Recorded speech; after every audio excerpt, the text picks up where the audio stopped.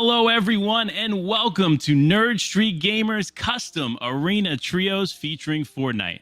I'm your host, Life with Panda, here with Except PR, and we're super excited to bring you some high-quality, high-octane Fortnite content today. PR, what's going on, my guy?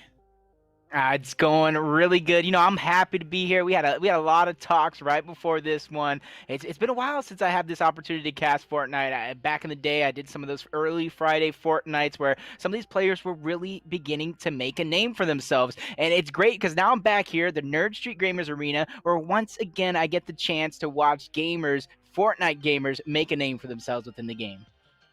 Absolutely. And it's going to be a really unique opportunity here because let me tell you what, the big names that we know in Fortnite today, they start off in these community events just like this one. So I'm excited to see some talent in this pool because we have a good show for you all today. It is going to be a lot of fun. But before we start there, I think it's time we talk about who's helping us host this event. And that is Mike and Ike's. Now, listen, if you don't know already, Mike and Ike is the #1 candy company in the world. Take your candy game to the next level with a pack of Mike and Ike's original fruits or Mike and Ike's Mega Mix. The delicious, fruity, chewy flavors will help fuel your game and power you to keep up playing at your best. Power up with Mike and Ike. Here we go. I'm super excited. Mike and Ike here, PR here, Panda here. We're about to have a lot of fun. I tried to have a box of Mike and Ike's ready for this one, but I'm not going to say I ate it before the show, and that's where I'm going to end. I ate it before the show, guys. I'm sorry. We didn't get the Mike and Ike's on stream, but we definitely got Mike and Ike's presenting this stream. No, absolutely. And let's be honest here. Mike and Ike's is too good to let just sit around. Let's be clear. But we are having a good time, obviously, here with Mike and Ike, here with Nerd Street Gamers. But let's talk about how this event format is and how the scoring is going to work and some of the teams that we're going to see out there. So this format is unique. It is 6 games of custom trios. 1 elimination equals 1 point. Now, placement points are all over the place, starting with 17th to 20th place with 3 points, 13 to 16 with 6 points, 9th to 12th with 10, 6th to 8th with 14, 4th and 5th will walk away with 17 points just in placement, 3rd with 20 points, 2nd with 25, and that victory royale will help you take home 30 points. That is a lot of points for a trios format game. This is going to be super interesting, and it's really going to be exciting to see how these teams that we have here set up for you all today are going to perform, because they're going those teams are going to walk away with that big prize. Yep. And well, looking at this, looking at the format, it's going to get interesting as this day does get on, because if a team finds themselves not getting enough placement points, they're going to have to fire off. They're going to have to make up for it with some elimination points, possibly hot dropping on some of our leading teams and so on and so forth. Especially, I know we had a chance to talk. We were talking about some hot drops, who is going to be landing where and things like that. We both know Stark Industries and Doom's Domain are going to be some hot spots for these competitors to go after those weapons. And if a team is behind in the later portions of the game, I can see maybe 3-4 teams probably trying to land there and get those eliminations and the loot. Absolutely. Stark Industries being that one drop that guarantees you walk away with a gold or purple pump. I mean, that secures you a game right then and there. And then talk about Doom's Domain with those super abilities that you can potentially walk away with, plus that vault. It's going to be exciting to see who contests those 2 drops. But let's be honest here. I already saw some beef on Twitter. This is going to be a good set of games for us today. Remember, 6 games, a great point format, and it's going to be good. PR, who are you looking forward to, or what are you looking forward to seeing today in these games? Honestly, I'm looking for one trio, an individual player, someone to really step it up. My history, I've scouted tons and tons of some of the biggest names in Fortnite today. Saf, Bizzle, Aiden, from the past. And I'm even part of some of the big Fortnite names continuously doing it with the Zexet boys, Av, Rogue Shark, Knight, and even Snood really going at it. So I'm going to be looking at who I got to make a call up. Hey, Marco, you ready to pick somebody up?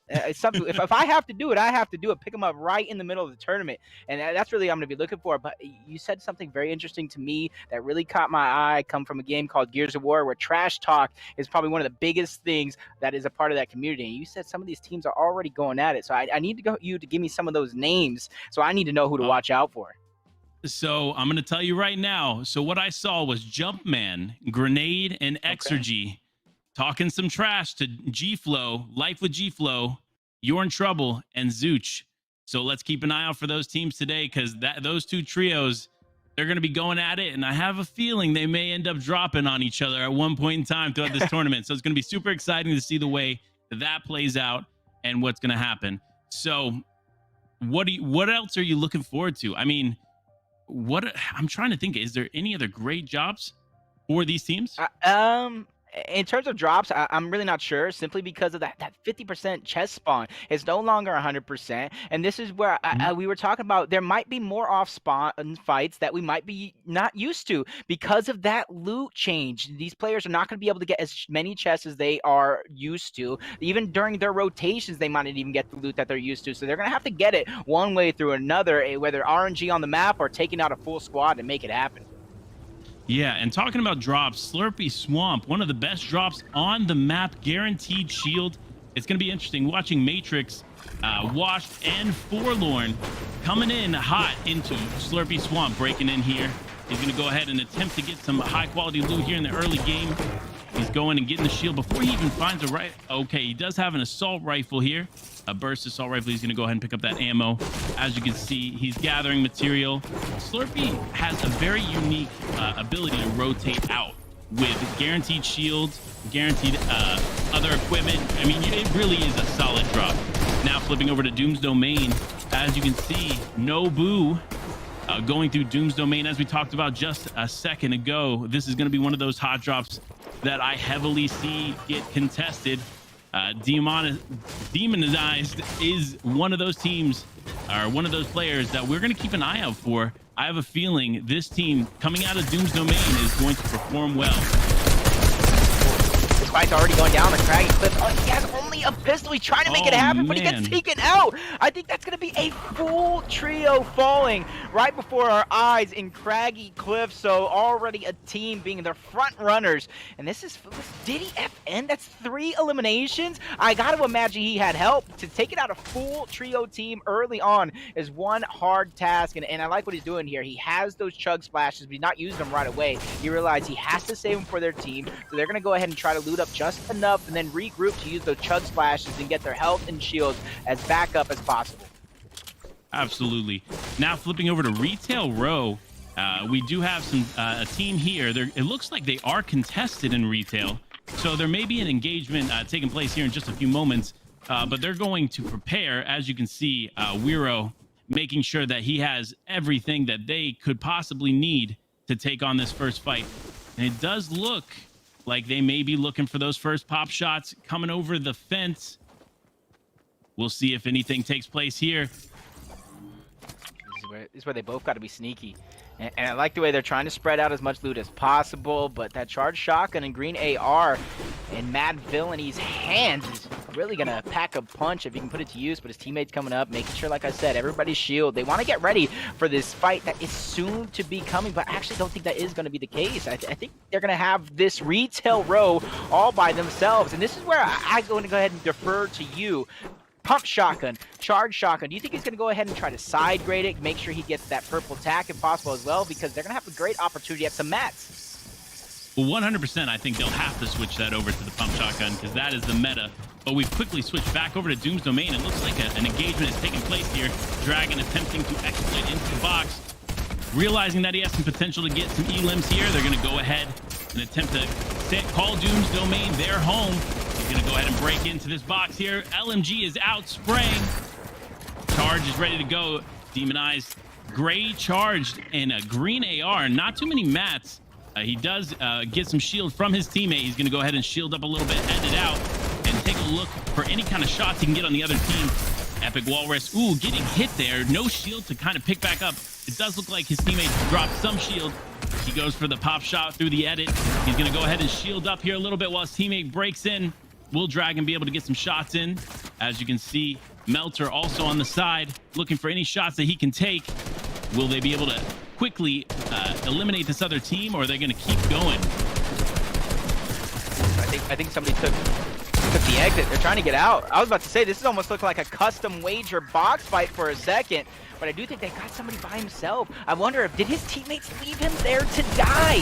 He missed a call up, but now they're breaking into his box. He's all by himself. Can he hold all at once? That's 160 to the face. Epic Walrus getting taken out. Good guy, Nanny, is going to rotate. He knows the rest of the team is still here. He has more of a battle to go, but I do think somebody else got eliminated. That's going to be Dragon. Melter all by himself. And he gets taken out as well. Another trio falling. This is incredible to see. As you can see, like we said before, they needed to clean up this fight quick, and they were able to do it. Walking away are, as you can see in the inventory, with that gold pump, because that's what's guaranteed. You go Doom's Domain, you go Stark Industry, you're guaranteeing yourself some solid loot. Look at that, a gold burst assault rifle and a purple scar. This team is going to be set for the end game. Definitely got the loot pull he wanted, especially after coming out of Doom's Domain. But there's another team. There's another team nearby. It looks like another team. It looks like they're rolling up, attempting to take advantage of a third party and the vault here. As you can see, we just saw the fight end right down there where all those builds are. And now 13, Loco and Stella coming in, trying to clean up from the vault. But I think they hear that the people are still there. So they're going to go ahead and back up and attempt to bait them into the porta potty. This is a common trick here, so they can get some elims if possible. But it does look like they're just going to continue to rotate away and focus on matting up and focusing on the end game. It'll be interesting to see how this other team rotates out. Yeah, I was gonna say, I like the way he called about what they were doing, camping around the porta potty. Because you see, he has 2 gas cans in his hand. If a player took that porta potty, you better wish them goodbye, because they would be dust. Because you could realistically don't have any help if you take the porta potty as well. It's a solo trip to your death, but that is not here. They realize zone is out of the way, so they want to try and get a sweet spot in zone. But switch it over. Big Daddy Beans getting taken out. That's life with trouble. With trouble. This is one of the individuals we were talking about before. As you can see, cleaning up. Zooch a little weak, but life with trouble. Life with G-Flow hanging out here. They did clean that fight up quickly. Now we're going to go over to Lazy Lake, where you can see Maru, Box, and Almac attempt to take this fight quickly. They're going to go ahead and gather as much piece control here as possible, because the more ownership they have, because they are in zone, the better. They're going to go ahead and peek out, see if they can take any shots. They might get sandwiched. It looks like if both teams turn to fight, they could sandwich this squad and kind of make them the chosen ones in the lobby, continuously AR them, get them to waste their mats. But the other team looks like they're going to go ahead and go south towards Caddy Corner, which leaves Mar and his trio 1v1 against another squad. And this is where it's going to get interesting, because if they don't know they're there, they can easily pop out and trap them. Look, they're surrounded. They're getting close. This could be a fight that breaks out in just a matter of seconds. Well, I'm looking forward to a good box fight between these two teams. It'll be interesting to see. As you can see, the loadout here from Maru, not necessarily the best, but not terrible either. Not full shield. Oh, he does get Bean there. He's going to go ahead and back up a little bit, get with his team, and he's going to use the splashes here, making sure he makes a little edit play. He takes a shot, resets. He's going to go ahead and build out a little bit. Remember, ownership here is important. He needs to make sure that he has all these walls, all these builds here as he takes this fight. Oh, but it looks like he lost the floor. He's getting shot at. We switch over to the other team. Extra Raph here with Seki and Keith. Playing this smart, trying to just gather information, take shots when available. Clearly, the people with the advantage in this fight. Will we see them walk away with some elims? Oh, no, it looks like they're going to disperse. They're going to use a shockwave to get out of there, heal up a little bit. But the fight continues because that team is not giving up. They're going to go ahead and push in. Seki and Almac sitting in the back. What does look like he has a pepper down low. He's taking a pepper just in case they need to rotate out quickly. He does have that gas can ready to throw, because as you mentioned before, the gas can is a really good strategy to use in fights. That way you can go ahead and take off some extra damage, no matter if they're boxed up or not, whether the builds get on fire or you take some explosive damage by shooting it while it's around. And just look at all this is going down. Just take note. Seki and his squad, Raph, they're continuously pushing as a trio. You see Mars and his team, they're trying to run away, use those shockwaves, but they ended up getting separated, and they're fully getting taken advantage of. They're just going to be the first down coming through. He's going to make sure to shake him down so he realizes where his teammates are going to be at, and they're going to try and escape. And to me, this is going to be the best case scenario for them, Panda. They need to get these placement points. Running from a fight that you know is lost, sacrificing your teammate's life, that is worth it if in the end game you make up for it with some high placement points, because we saw the format. A first place win gets you 30 placement points, and that puts you 5 above second. And to me, 5 points, 5 eliminations, that's not easy to get. No, absolutely. And the smart thing is to back out, but it does look like he's going to get targeted by another team here. They're going ahead, and they're going to spray the wall. He's going to use the shockwave to attempt to get out. He is able to walk away just barely by the skin of his teeth. He's going to go ahead and attempt to build and runs out of mats. That other team is able to clean up quickly, but will that other team now take on the engagement with the team that we saw before? It'll be interesting to see. It looks like we have an edge fight here. Raw 2X with his team trading out shockwaves. Oh, it does look like they're going to go for the shockwave play, maybe to get up on height, or maybe even just to get away from this engagement. It does seem like that other team on top is not leaving and not rotating yet, so it'll be interesting to see if this engagement takes place. It does look like this team is going to go ahead and take those rifts. That'll get them out of here, away from the other team, so both teams can have clean rotations. That was actually a pretty good strategy as well. They took multiple of those rifts, so that way those players that they left behind, they have a huge road to travel if they're trying to get into zone, and they're not going to have any rifts to do it with only 19 seconds left till that zone starts moving. They're going to have to put a fire under their tail if they want to make it alive without having to use any of their heals, because we know how important these heals are, especially towards the end game. Those chug splashes, those minis, those big pots, that is really going to play a big role as this game gets later on towards the end. But you see them go ahead slowly gliding in. And another thing I want to take note of is the direction in which they're gliding in. They're not white lining straight into zone because they realize how many players could be there on the way. So they're going south towards the dead portion of the map to where they'll have the least amount of resistance. Yeah, and really smart play from them, because remember, we don't have any major rotational items like the launch pads in the game in this current meta. Yep. So all you have for rotation are the shockwaves, are the crash pads, but those things are not going to get you to move quickly, and sometimes you got to move fast. So that other team probably going to get caught up in the zone, maybe even just a little bit. Oh, it does look like this team is already going to take an engagement here. Raph fighting up here as you hear the pump go off. Here comes Peace Control. Oh, they're going to shockwave away. We'll see if they can secure this elim. It does look like it's only one player here. Raph pushing forward with Seki and Keith, making sure that they get the opportunity to secure that elim. The spray is real. They're going to go ahead and take some Peace Control here. Oh, but he continues to pressure him. I don't think he has another shockwave to get away. He's going to go ahead and attempt to build. But, ooh, and Raph goes down. But the other player goes down as well. It does look like his team is going to be able to pick him up and rotate. Another cool feature that Fortnite has included is the ability to pick up your teammate and move. So he was able to do that, secure him, make him safe while he fights the other teammate, and an easy elim on drip from that team. Now they can go ahead and pick up Raph and continue with their rotation. They're not too far from zone, so they're in a pretty good position to pick up, heal, and continue with this game. They just need to be careful, because you see that team sitting on the mountain. You best be sure they heard the noise. They heard it go down. Look, they're waiting in the box. They're waiting for this moment. These players rotate without necessarily knowing. But this is where the zone's going to pop. It is going to move, and they immediately try to rotate, getting center zone, and they already marked the high ground. They have their real estate planned out. They know exactly where they want to go. And doing it this early, you have only one team ahead of you, which you need to be careful. The accuracy coming out from some of these players in this lobby, they're not letting them get to point A or point B without taking a couple shots along the way. Absolutely. As you can see, that new Stark Industry rifle is incredible. It reminds me of the infantry rifle from back in Chapter 1.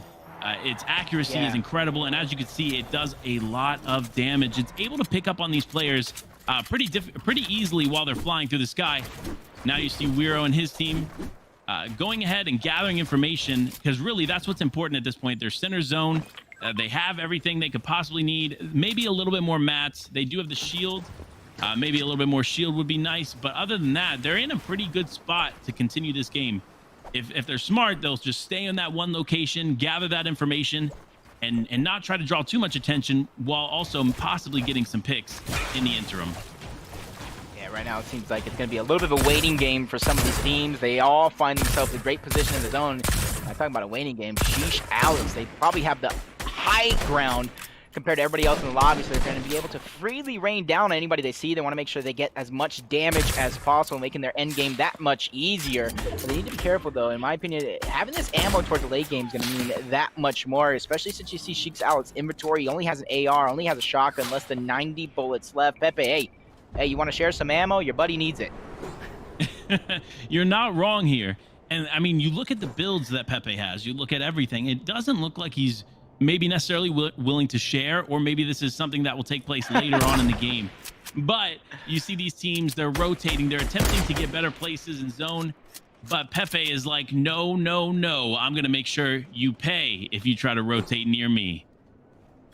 Yep, and I like how they're positioned so far on the high ground, and this is going to be really good. Like, obviously, you can be center zone. You already see roughly 5 teams in the centermost portion of the zone, but they have to be high ground, so their rotations in towards zone is going to be that much easier. They could steal the high ground away from some of these other players. But this battle's going down. It's all going to be on the low ground, and you talked about it earlier. Piece control is going to be the most important part. You see them ending these walls. They're trying to get as much damage as possible. I don't think their targets have dropped down just yet, and I like that play coming through. They're making sure to keep the high ground as much in this fight as possible. Yeah, and like we said, it's really important to maintain as much piece control here in this fight as possible. You lose the floor, you lose the wall, that could be game over for you or your teammate. Looks like scuffing a few edits. Speedy here, making sure they rain down the pain as they attempt to disengage and roll away. See, again, gathering as much piece control as possible. He's going to go ahead and build up, make sure he has control of what he does, just in case he needs to back out and heal. Jarkor here, going ahead and backing up a little bit, but still gathering some information. Nice 70 shot and a knock. He's going to be able to get that knock. He's going to secure some solid damage, and there goes Matrix. Wow. Jarkor was just all in their faces. It didn't matter whose wall it was. He was just W King almost the entire time of the fight. No one was able to escape it, and I like the position they're in right now. They have all this extra mats, all this extra loot. They can easily try to go into zone and then bring that loot along with them. That way they have that material towards the end game. But sheesh, Alex, one of those players we saw on high ground, it seems he's finally being contested with 30 seconds left before the zone closes in. This fight might have both of these teams coming out on bottom. Yeah, you are not wrong. It looks like Pepe made the wrong person mad, because here they are, Seki, Raph, and Keith. As we've seen throughout this game, they're coming in. They're like, no, you're not going to snipe at me. We're going to take advantage of this, and we're going to take you out. Here they go, taking this fight in a weird position, because remember, again, they're not in zone, and they are on height, which is easy to draw attention. They are going to disengage as much as possible using that shockwave to get out of there. And Seki and his team are going to go ahead and rotate, build up a little bit, make sure they have everything they need. And here comes the shockwave play. Oh, they're going to put down the bouncer shockwave. Oh, they did not put the roof down. What? They're going to misplay here. Are they going to be able to get in? All right, now they're boxed in, ready to go. Hitting the bouncer, and they shockwave away. Here we go. Trey, Pepe healing up again, making sure they're ready for the next fight. And already out there, taking some pop shots. Are getting ready to take some pop shots and gather some information. That is really important this stage in the game, is making sure that you gather as much information here, because you want to make sure that you're not putting yourself in a position that could ruin your end game. And especially as the zone gets smaller, the circle is going to be smaller as well. And I got to go ahead and ask you, I do believe the next one is half in, half out. Do you want to get yourself a center portion of the zone like we just saw that team's shockwave bounce pad to? Or do you want to be somewhere on the outside and kind of hope you get that 50-50? Well, you definitely want to be center zone, because if you're on the edge of zone, you're taking a 50-50 chance that comes to you. Now, there is the potential that zone can come right over to that edge, but it is not likely, as you can see here, because it will pull away. So now they're going to have to gather together, possibly another shockwave play, and rotate away. Now, it's really interesting to see this loadout. Very solid loadout from them, very solid mats. and they have been on that hill, remember, for a majority of the time.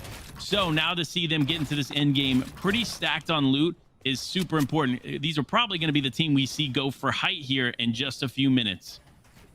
Yep, this is definitely one of our more aggressive teams here that we've seen today. They don't have the eliminations to back it up just yet, but we talked about how crucial those placement points are. And the way this happens towards the end game, there's still plenty of time and plenty of eliminations possible for these teams, not only to stack up those placement points, but those elimination points as well. As you see Trey trying to go for some easy shots. He spotted some targets. This could be an opportunity to get some damage, to get some kills, a shockwave through the sky. He did get tagged up a little bit towards the low ground. This is where he's going to be looking to try to finish up this kill. But he needs to be careful because that kill, where he's at, everything around him, that's not in zone. In roughly 43 seconds, that zone will close because it's already moving. Absolutely. See, again, trying to secure some elims because, as you mentioned before, this trio has not acquired any up until this point. They also need that refresh because, as you can see, Sheesh Alex, not many mats going into the end game, and mats are important right here. He's going to go ahead and rotate in.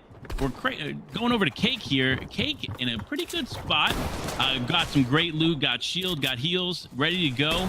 It looks like they're going to go ahead and split mats to make sure that everybody equally has the mats they need going into this end game. Because remember, I'm calling it now. Pepe's team is going to go for height because they are in a solid position to take that height. So it'll be interesting to see what these teams do going into this end game. As you can see, the zone pulling away from this team in particular. It'll be interesting to see how they rotate away. They're just gathering information here. J-Free, it looks like on top, ready to beam anybody rotating. They're preparing, gathering more information. Looking down. Ooh, it looks like they're going to get together, spray this floor here. Will they be able to get some eliminations? They do get some beams here. Is it worth the push? No. Oh, it does look like J-Free is preparing to drop down if needed with the bounce pad. Oh, another team shockwaving away, get some beams away, and there goes the shock pad, or there goes the bounce pad. He's going to go into zone. They're looking again for any kind of opportunities to take some fights. Nothing popping up yet. Takes in a few shots. What will they do here? So he did. Those players shockwave through the sky. He immediately pushed forward. He immediately went after them, got the high ground away, and this is where he's going to go ahead and challenge because other players are going for the high ground as well. He's going to try and get in zone, realizing it's on his back. He doesn't have to worry about storm surge because they're so far ahead. They're just trying to make sure they stay on this player because it looks a little safe, possibly drop down due to mat usage, and they're trying to get ahead. They're trying to stay in towards that zone because nobody got secured just yet. Deemer here with 40 builds left, building his team in. But remember, the refresh here is probably going to be needed. There he goes, taking some shots. He knows he needs more mats. They're going to go ahead and spray. Try to finish up this fight quickly, but it doesn't look like it's going to be possible. They're going to have to rotate in here. Triangle building in. Getting shot at, though, from behind. They need to make sure that they cover their back. Going into zone. As you can see, just a really good setup, but remember, low on mats. Okay, there we go. Dropping mats for the teammate. J-Mer, J-Free, and Cloud. Will they be able to walk away with an elim here and a good refresh? Because that is what they need, man. They had good opportunities at it so far, but as you said, those mats going dangerously low. 32 wood, no hard mats towards the ending portions of the game. And this is one of the other aggressive players we've seen. He's trying to land as much shots as possible. That Sheik's out towards the low side. They get caught out. 3 players going down. That's going to be up to Nero all by himself. He needs to find a great position in zone. Realizing he can't go for those eliminations just yet, but he needs one. He desperately needs an elimination. He does not have the mats to back it up, and he gets taken out from the sky. 6 teams remain. This is a crazy end game. Very stacked all together. And there goes Pose. Nobu trying to make something work by himself, but he was unable to do it. Sharkman on high ground, taking an engagement here. He doesn't have that floor. He's going to go ahead and break it and build out. We switch over to Stella here, probably on the mid ground. As you can see, building in, getting ready for this final zone. They're going to get it sprayed by Sharkman and that trio up top. What will they be able to do here? They do have only 1 build left here. He's going to go ahead. He knows he needs this refresh. He's going to break in. He's going to hit the puppet. He's going to take him out. What an elimination here. Holy, go Stella. Taking him on, grabbing that refresh. Not too many mats, but still enough mats that it's going to help him get through a little bit more of this game so he can get another refresh. As you can see, a little bit of a storm fight here. Sharkman, an odd choice, but he is able to get some solid tags. It looks like the other team's going to go back into the zone. Oh, man, and Loco with the knock. Will Sharkman. Ooh, and there it goes. G-Flow, or Diddy FN with the victory royale. Great job, Diddy FN. Wow, what an end game. Wow, that was action packed. That was stacked. I did not expect an end game like that. And to me, that shows the level of players in this lobby. Like we said kind of before, these aren't necessarily the pro players you're used to seeing. These are hungry players wanting to make a name for themselves. So they're not going 100%. They're going 110% the entire time. You saw some of those big name players make a name for themselves in game number one. Sheesh, Alex. I saw Trey. I saw a couple other names I can't pronounce, but I'm going to be watching out for these guys in game number two because that's intense. That got me fired up and ready to go. I almost don't even want to sit down anymore. I know. I'm excited. I'm pumped. This is what we want to see from these end games. It was stacked. It was nice. Everybody was fighting. It wasn't any of those games where you see only a few people making it to the end game. No, these were solid players making smart rotations throughout the games and getting those picks when it was needed. Sharkman and that trio, congratulations, taking game one. A super interesting way to see how that do while we wait for the leaderboards. What was your star player throughout that first game, PR? Honestly, I want to go a mix of possibly has to be she's Alex's trio team. I don't think it was necessarily one player on that team, but the way they were constantly able to take high ground and put the pressure on some of these players, some of these teams around the lobby. Yes, they weren't able to pick up those eliminations early on in the game, but they did pick up a few towards the end game. You match that with some placement points. They put themselves in a great position because Sharkman and Diddy, we did see Diddy early on. I wasn't necessarily too intrigued on what they were doing because it was all teamwork all the way. But man, I want to take a look at this trio in game number two and see how they maneuver around the map, especially towards that end game, because I didn't see them high ground for most of it towards the end, until the end, I should say. You're not wrong, because we really didn't see too much of them until the end game here. So it's going to be exciting to see what they're able to do in game two. Are they going to be able to keep that momentum going into game two, or is it just going to be that game one energy? We'll see here in a second. It does look like we may have the leaderboards here in just a few moments. Super excited to see who is on top of this leaderboard. Who obviously we know who's going to be on top, but who do we think is going to be in second place, PR? That was a really hard fought battle. I don't really know who I was going to see in second place. You got to almost think maybe Shark and Diddy and them at first. 30 points for placement. I didn't really see their eliminations, but it has to be maybe Trey's team with Shark. Those placement points towards the end. They did get some eliminations as well as they were getting taken out. But to me, it's anyone's game. But I want to see this leaderboard after game number one so I can see who I need to keep an eye on. See those eliminations. See those placement points. But with that said, we know there was a hard-fought game throughout that entire game number one, and the scores are not yet to be tallied, but we're going to be right back with a quick commercial break. When we come back, we'll let you know who's in first place.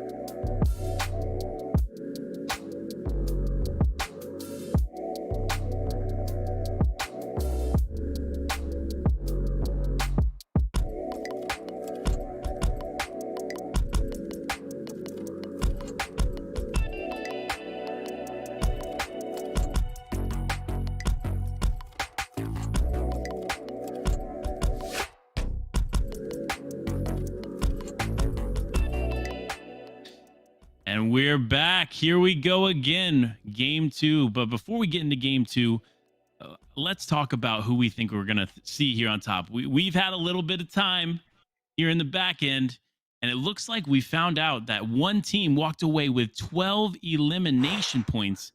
Crazy for game one. But will the elimination points be enough to keep them on top here with all the placement points that are up for grabs? It'll be interesting to see PR, and we'll have that leaderboard for you in just a few moments. But it looks like eliminations may be helpful, but are they going to be enough to keep those teams up on the top of the leaderboards? What are you thinking? I think you said it perfectly. Getting those 12 eliminations, I think we saw a team possibly with 10 eliminations, and we can kind of see where they were on the leaderboard without the placement points involved. So I'm interested to see what these placement points involved. We know some of these teams made it far in the end game, didn't get a ton of eliminations, and then on the other side of things, they possibly got a few eliminations, but didn't make it far in the end game. That's why we talk about, to be a competitive Fortnite player, you have to have that balanced style of gameplay. You got to be able to flip the switch at the perfect moment, knowing when to slay out, knowing when to go for placement, even in certain situations like you talked about during the course of that game, knowing when to go for a refresh, because sometimes you might have a scuffed game, you might not have the best inventory that you need. You absolutely need to go in for a quick elimination. So I'm going to be looking at some players that were aggressive in terms of positioning, like Siege Alex, but then other players in trios like Diddy FN and things like that who are slaying out. I think Speedy might have had some. I saw Jarkor towards the end of the game, if I said his name correctly. If I'd said it wrong, this is your opportunity to make me remember you guys. Just remember, 5 games left in this one. I'm going to be taking notes. I'm going to probably be watching this back when we're done as well and try to see who are the emerging stars in Fortnite. Absolutely. And like you mentioned before, it's all about looking for that talent while we're here, and these community events are the way to do it. Now let's look at who's on top of that leaderboard in this community event here at Nerd Street Gamers. It looks like on top we have Diddy, Dankline, and Sharkman second place, coming in real close with 33 points. Loco, Savage, and 13. Then we have, as we mentioned before, Speedy, Jarkor, and Ray with the 12 eliminations. But as you can tell, placement mattered more there than the eliminations. But obviously, with that placement, it helped a lot. In fourth, we have Trek, Pepe, and Al, which we watched the entire time. Remember, they had that great placement. They got those placement points. They were great on the map. You got J Free, Deemer, Cloud in fifth, Raph, Vinexy, and Villain in sixth. Good Guy Nani posed, and Zest in seventh. You got Prox, Sage, and TTV Gabo in 8th with 14 points. So it doesn't look like it's going to take too many points to get to that top 8. It'll be interesting to see what we can do after this. Now, let's see where everybody else is on the leaderboard. It does Yeah, look like. I'm say Hmm? one name I did not notice during all of this is one of the guys I shouted out. As you see, this is only going to be our top 8 for the leaderboards. You have 5 games left to play, but sheesh, Alex, I was giving him so much props for his positioning. I was letting him know, hey, you go for that high ground. These eliminations will come to you, but unfortunately for him, he wasn't able to get enough placement points. He wasn't able to get enough elimination points because I do believe that basically got taken out right before those teams started killing each other towards end zone. So he kind of barely missed out on some crucial points. So these players are going to have to step it up in game number 2. It is only the second game of the day, but this is where a top team, like we've already saw, can begin to separate themselves from the rest of the pack. And here we go. Going into game 2, as you can see, everybody jumping off the bus. A lot of teams here jumped already, and here we go. It looks like we're going to have those Stark Industry drops. We're going to have some over here at Sweaty, which is where we're going to start off our game 2 at. Prox landing on the top of hotel, making sure that he can gather that material. It does look like they have another team contesting them. What are they going to do here? Are they going to make sure they loot up first, or are they going to go for quick engagements to end those quickly so they can loot the entire place? We'll see here. What are you thinking, PR? I'm almost thinking the high ground, depending if you get those quick ARs, you get some quick shields, you try to at least take some shots, and depending on what damage you do, you can easily try to push in and try to finish them off. But right now, both teams taking so much time. It's going to come down to these rotations and who gets caught off guard. So they're going to have to stick together as a trio, but Dragon already wasting no time in Stark Industries. He gets himself in a 2v1 and quickly taken out, and that's going to be his whole trio team actually getting taken out in Stark Industries. Ray, Speedy, and Jarkor, some of the big eliminations we talked about, are making it happen in the early portions of game number 2, and you're already seeing him setting his sights on the next bit of enemies. And as we mentioned before this all began, Stark Industry is going to be that drop that we see that top 5 team come out of, and sure enough, our number 3 team with 12 eliminations last game, here they are, Stark Industry. You have another team here with Mon, F Keys, and Moisty. They're all here. Ooh, it does look like they're going to get shot. Will they be able to go? Oh, man, here comes Ray, Jarkor, and Speedy bouncing in real quick. They're attempting to clean this up as quickly as possible. Will they be able to clean this up? This is going to be fast. Here they go, pushing in, building up. Will they have the materials to take an early game fight like this? We will see. It looks like they're going to go, or Ray's going to go here, spin around, attempt to take some shots. Ooh, he does jump into a vehicle. Iconic is going to go ahead and push away. Ooh, he does take some damage from the vehicle when that blows up. And there it goes. It looks like we have them down, and Ray, Speedy, and Jarkor claim Stark Industry. I know I'm a manager of Xset now, but I competed at one of the very first Fortnite events in PAX, and that almost looked like deja vu. I tried to get in a golf cart, I tried to escape, I got beamed right out of it, and that's why I learned one of my biggest lessons. In competitive Fortnite, if you find yourself in a car, you're basically saying, hey, shoot at me, I got a big target on my back, I don't want to win. That was a real blunder, but at the same time, I don't really know what many options he had to try and get out of there, because he was getting swarmed. The entire enemy trio was little by little bounce padding on him, going from high ground, making sure that they didn't have any options that they could not escape. Absolutely. And here we are switching to Doom's Domain, LMG on the ground. It's interesting that if they would leave that behind, but it does look like it is marked. So one of the teammates has to be picking that up. And in Almac's inventory, you see one of the Dr. Doom abilities. Will that play a big role in the end game here? I'm looking forward to finding out. But remember, Doom's Domain is one of those drops that you walk away from that drop and you have a good shot at being in that top 8. Now, let's see. They do have another team here with them, but they do have another minute or so before the zone closes in, but they're already located in zone. So they're going to go ahead and mat up as much as possible, make sure they get some ownership of the location, and make sure that they have all the loot needed to take any kind of engagements. It does look like the other team is probably going to rotate out. They know that the other team is already in the vault. Nobu is like, hey, listen, it's not worth it. I'm not going to push them. They have the advantage here. So let's go ahead back out. We'll continue to gather mats, maybe get some different weapons, and go into this end game. It makes me wonder how many total teams are around here, because Now we're going to go on the other side of the map. Pimp, he knows he needs to get his shields all the way back up. He has a good inventory. He has a blue pump, so he can easily do a massive amount of damage. But you already hear the fight is popping off without him. He's trying to rotate around to help his buddy Carl, or Carry, I should say. With second L for me, but Pimp going in. That's a ton of damage with the SMG. Gets behind a player, gets the elimination, and that is going to be a trio down as Pimp, Kari, and Big Daddy Beans get 3 total eliminations. That's 3 points on the board. These players weren't necessarily on our front page, but they're one step closer to making that their mark. Well, it looks like Big Daddy Beans has shown that he is the Big Daddy of Lighthouse today. He's eliminated that other trio there with his team, walking away with 2 of those eliminations just on himself.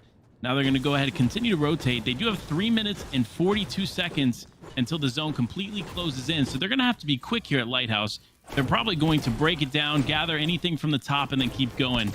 Here we go, switching to Keith, Seki, and Rav, one of our top 8 teams, and one of those teams that we saw frequently throughout Game 1, carrying and really doing a lot of damage. Seki in the car, again, a target on your head, potentially. They're going to go ahead, continue to rotate. They're in an interesting spot. They're not quite in zone, but that area is nice. Oh my gosh, and there goes Nero. Another team pushing them, and there he goes. Nero is down completely, but it's going to provide a refresh for the other team. Now let's see if Prox is able to clean up. Again, one of those top-tier players we saw in Game 1. Oh, and we have Jumpman, Grenade, and Extra-G, one of those trios we talked about before, talking smack on social media. Will they be able to clean up this fight, or will they go down to this trio? Jumpman here sitting in a bush, an interesting strategy. Will it pay off for him? Prox with the high ground, spraying down. Oh, there it goes, Jumpman jumping up and hits the shot as he goes. Will they be able to? Oh, it looks like Jumpman's going to go ahead and take the height. Yeah, Jumpman, he's up in the air.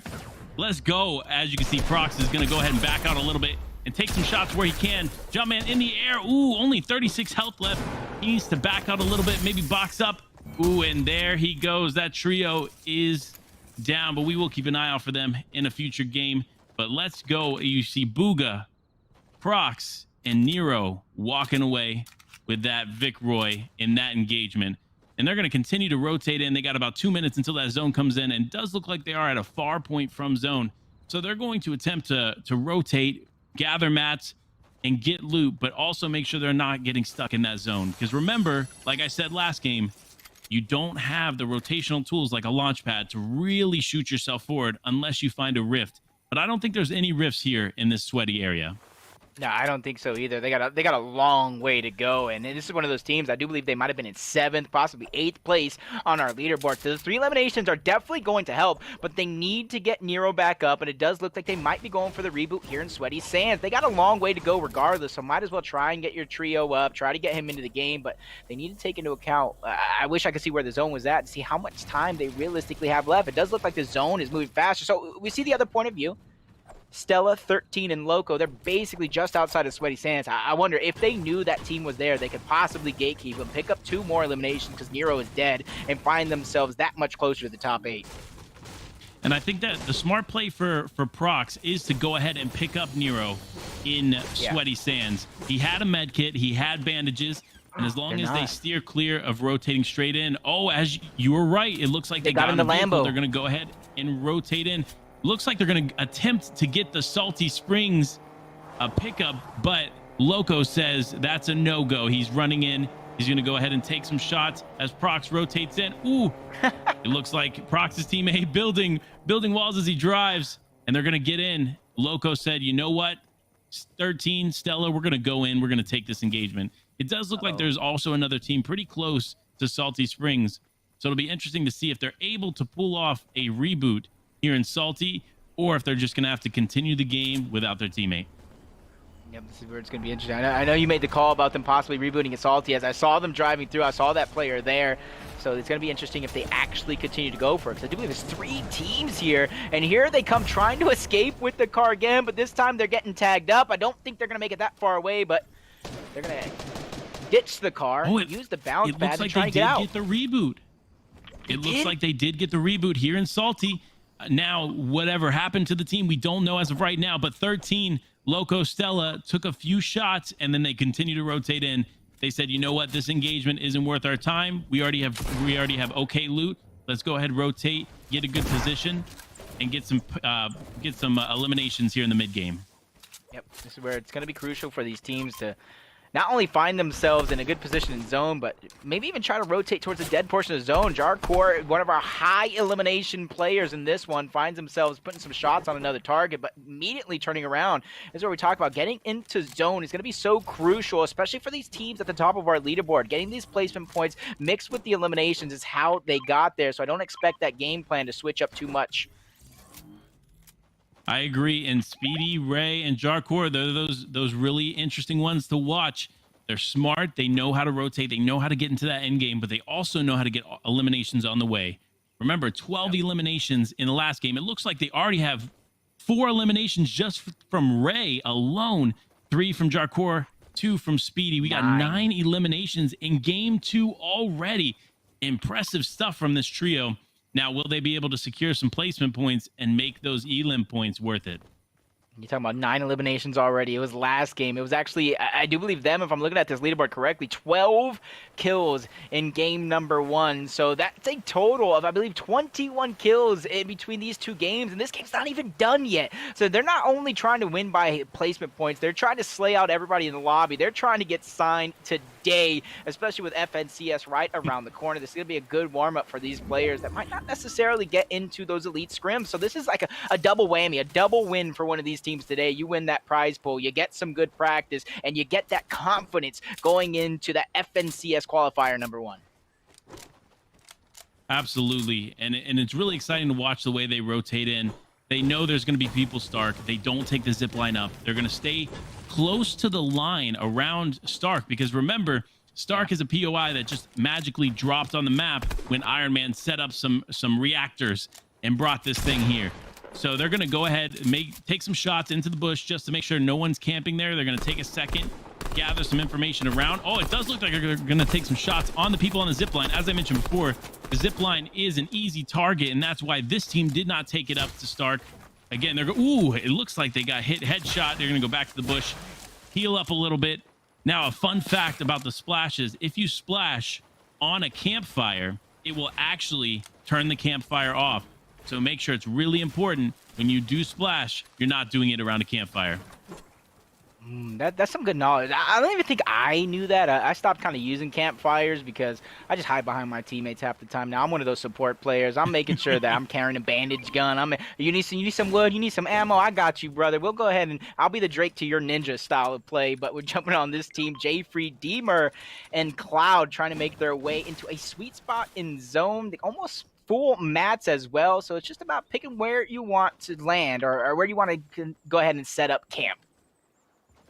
Absolutely. Cloud here with Jfree and Deemer gathering material. They're not quite full yet, but really good on material. It does look like an engagement is taking place. Let's see, who are they getting shot at by?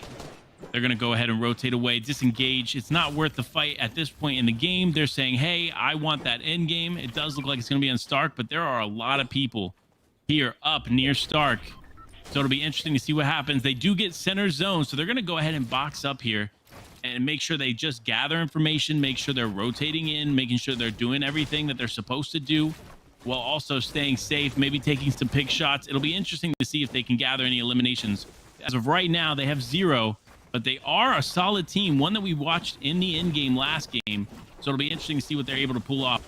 But making sure they have the materials needed to pull off all of that is important. Because as you remember, Deemer was the one leading with all the builds in that end game. So making sure that Deemer is max mats going into the end game is important. Now we're over to Box. Box taking some shots here. Oh, it does look like Box has the Doom's gauntlets. Will he be able to throw the ball at... Oh, here we go. Oh, he does get beamed. Oh, he takes major shots as he attempts to use Doom's abilities. He's going to go ahead, heal up real quick. He does only have bandages. Maybe one of his teammates can provide some shield here for him. But as you can see, if you are open to a shot for too long, there you go. All right, you have a little bit of heals here. Let's see. Oh, they're going to go ahead and take another engagement. What's going to happen here?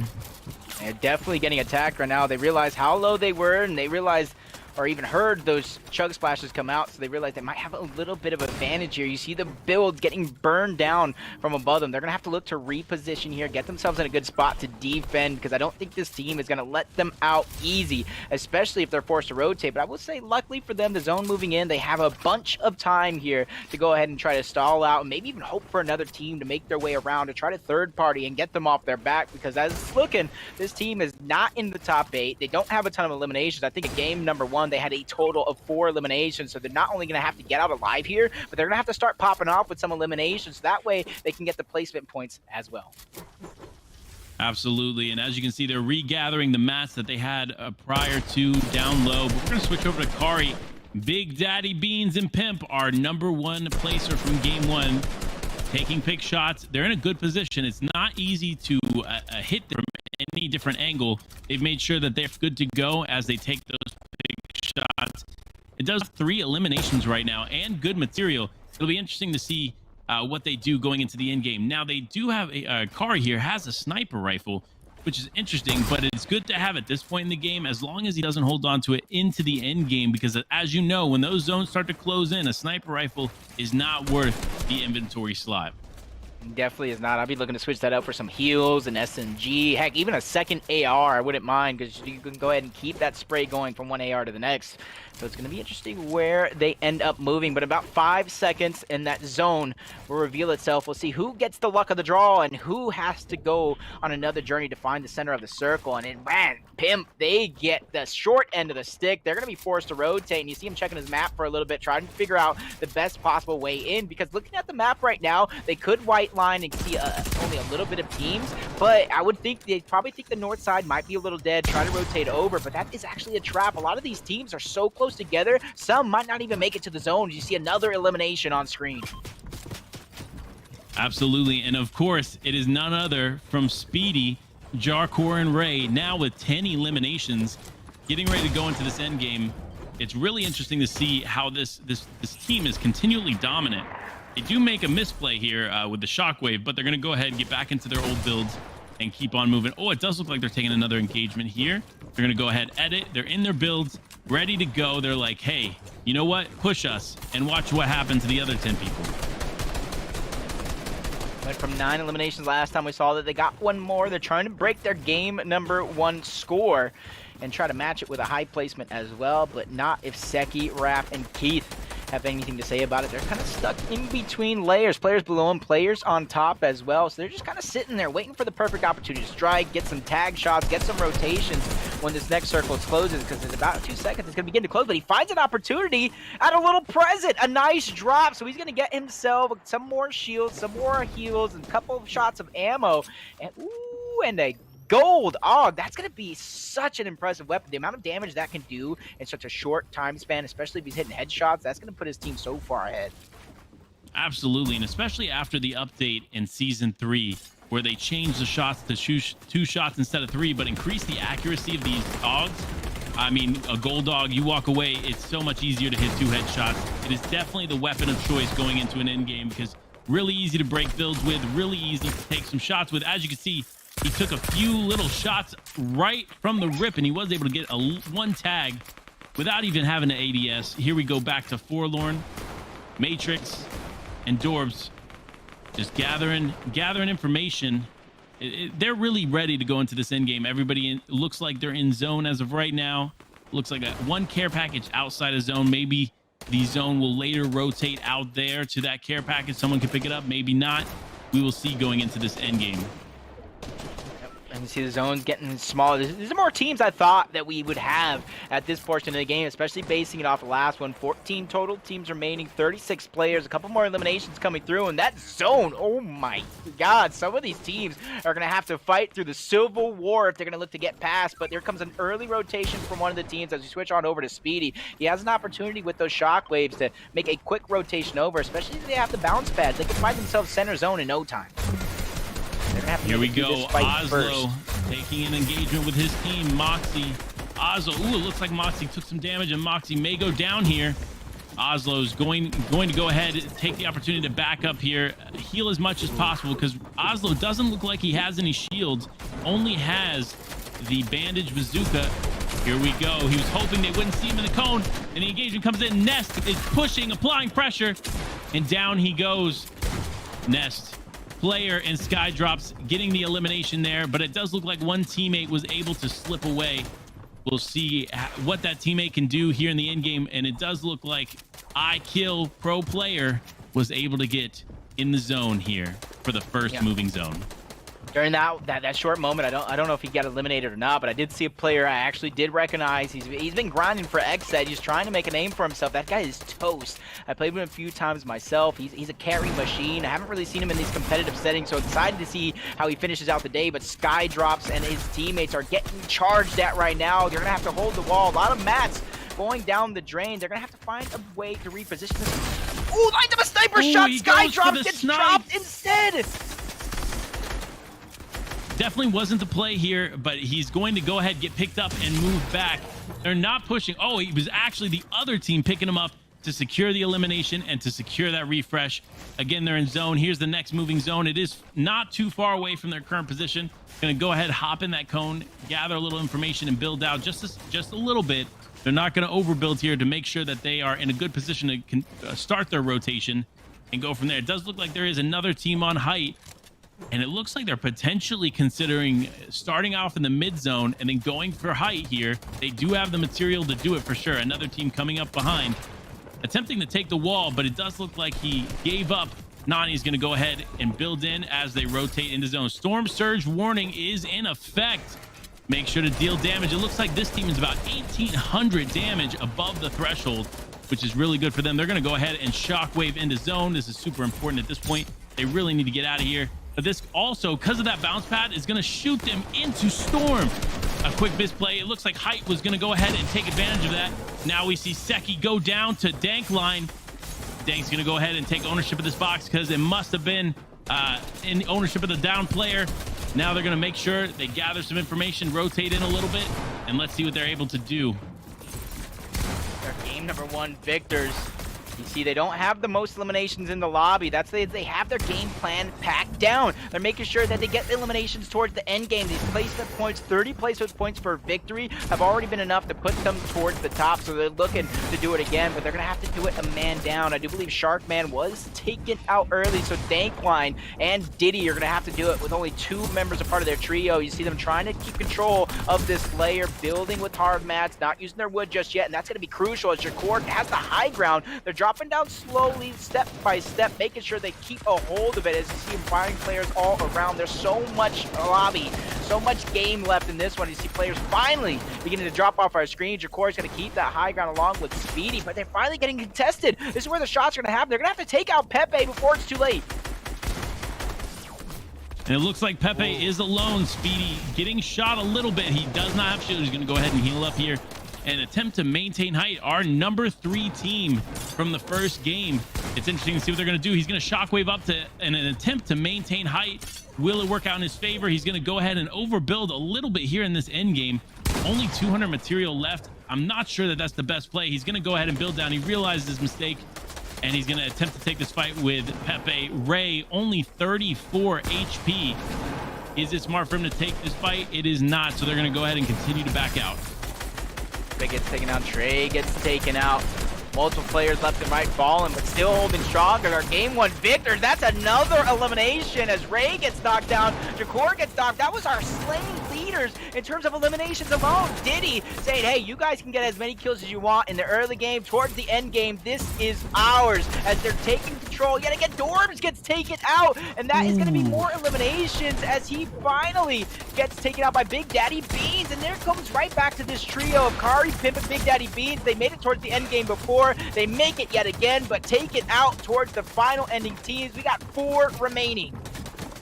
And it's really interesting to see Diddy, Dankline, and Sharkman getting actually a high elimination end game here with 7 elims when we last saw them and still alive. So it'll be interesting to see as they play it out. Here we are, 7 elim still. They're going to go ahead and get broken down, take a little bit of damage, but they're going to make sure they get in. Ooh, the zip line looks like it scuffed him a little bit. Will he be able to get into zone? He is.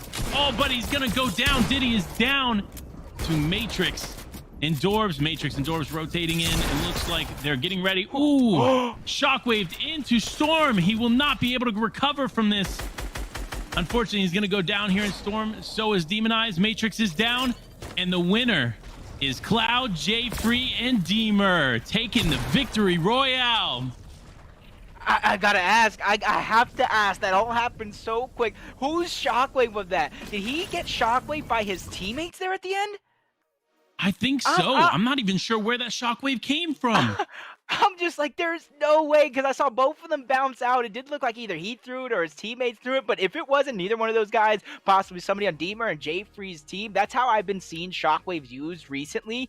And man, is not only that play exciting, it's funny to watch, but it catches so many players off guard. They don't realize it till it's too late. They're flying out of zone. There goes their health. You better have some floppers on hand, or else you'll be sleeping with the fish.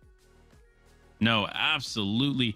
And it's going to be really interesting to see going into game 2 who's out on top, because remember, we had some other teams on top. Now this game's over. Will they be a new first place crowned? And will it be because of elims? Will it be because of placement? Will it be because of that victory royale? We'll see soon enough. But before we see that, I believe we have another sponsor we want to talk about. We want to talk about local host camps. PR, do you want to talk about local host? Oh yeah, definitely want to talk about local host. It's a camp that offers group and one-on-one coaching, after-school programming for gamers. They obviously have Fortnite. We're here watching it today. We have Rocket League, Valorant, Overwatch, so many different opportunities if you guys are up-and-coming gamers to really get that edge over your competition. Go to localhost.gg/camp. It starts at $35 per hour, but if you guys are looking to be the best, if you guys are looking to be the next up-and-coming players, that $35 an hour is just an investment. It's just the beginning. So make sure you guys go to localhost.gg/camp if you're looking to be the best in the biz. Absolutely. And just speaking on that real quick, there are so many pro players that went through courses similar to what localhost offers, and look at where they're at now. So the potential there is real. Coaching is real, and it is really worth it to take a look. If maybe you're feeling like you're lacking in mechanics, you're lacking in game sense, take advantage of this. This is something that not everybody offers, and Nerd Street Gamers is here, or localhost is here to offer that. And that is really cool partnership. And I'm excited to see maybe some of these players taking advantage of that. Maybe some of them already did, but it's really interesting to see game 2 over with. Really exciting in game there. Shockwave changed the whole game. We don't know where it came from. It could have came from PR. He might have pressed the button. All of a sudden the shockwave appears and they all disappear. One of those computers. Let's mix up the game a little bit, and shockwave, Bam. and it just bounced out. But that's really interesting. And to go back on the local host, the camp, a lot of your favorite Fortnite pro players now, they've actually worked with coaches in the past. I can even say FaZe, one of the biggest organizations, they have their own coaches employed. Many organizations have their coaches employed, so that way they can give their players that extra edge. And even though some players might not even have direct coaches going on with them, a lot of these top tier players have their friends coaching them towards end games and Discord calls. So coaching and having that access is such a crucial thing for a lot of you up and coming, not necessarily Fortnite players, but gamers instead. So I'm gonna go ahead and say it one more time. It's not even on screen, but localhost.gg/camp, because I'm gonna be checking out. I'm gonna see who's really about it and who's really about getting better and grinding. Absolutely. And you know what? It comes hand in hand with getting better. That is taking a break. So we're going to go ahead and take a break now before we post that next leaderboard. I'm excited to see who's coming up on top, but here we go. It's time for our break.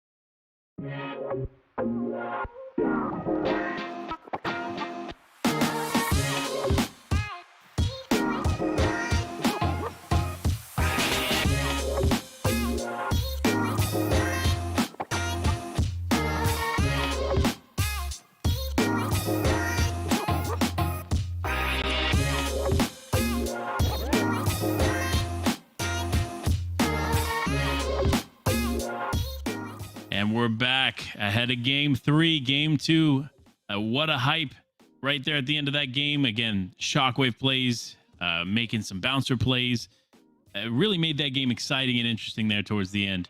But it's almost time for game three. But before we get into game three, let's talk about some notable performances from that game two. We saw Big Daddy coming in hot again, ending up in that end game. You saw Speedy in that trio again. High eliminations, 10, 11 eliminations towards the end there. What incredible performances. But will those elims translate to those points on that leaderboard? It'll be interesting to see. PR, what are you thinking?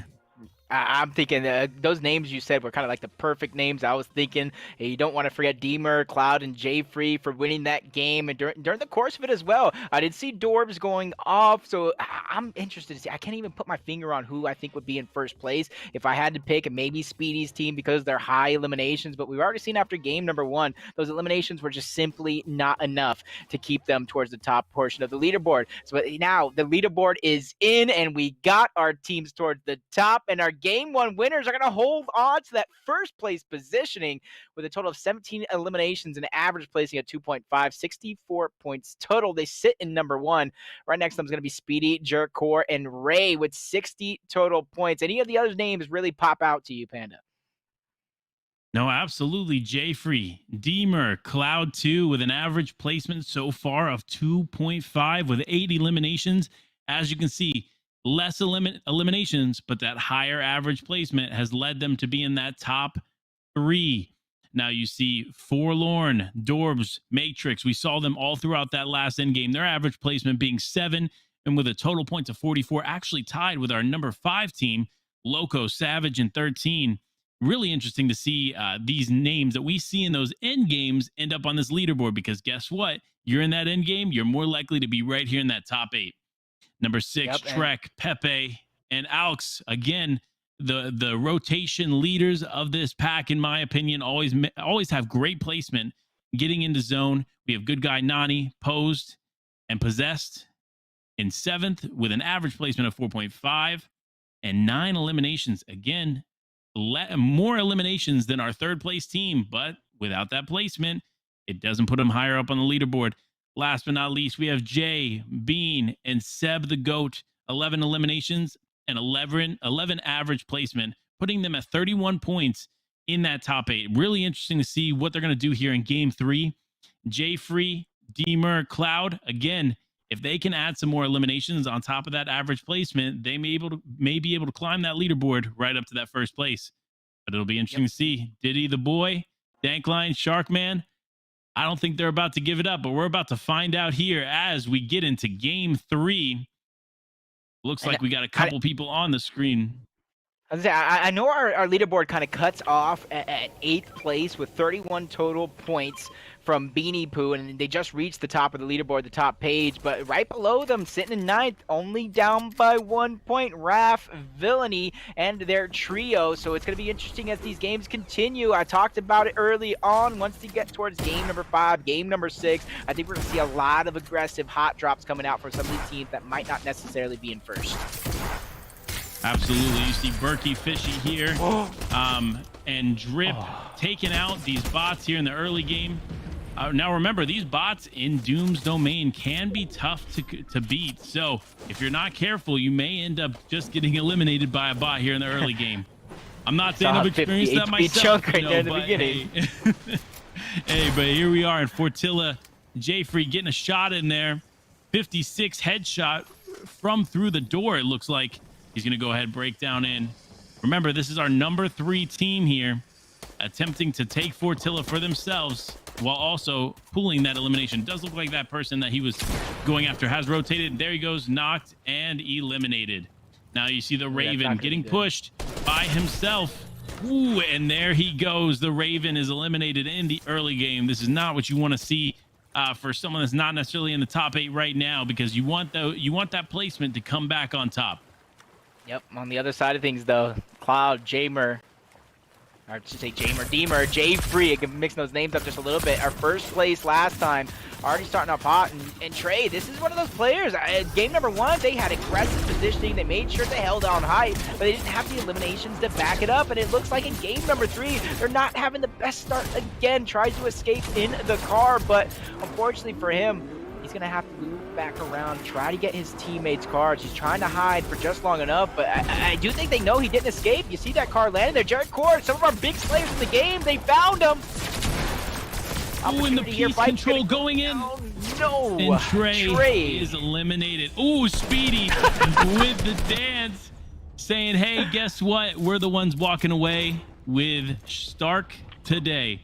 Yeah, here we go. We have Cake, Mike, and Vex, and Steamy looking around, looking to see if they can get any pick shots as they rotate out, walking slowly. Because remember, if you're crouched, it's harder for the other player to be able to hear if you are there or present. They're going to go ahead and push. They mark the enemy builds there, assuming that they are over there.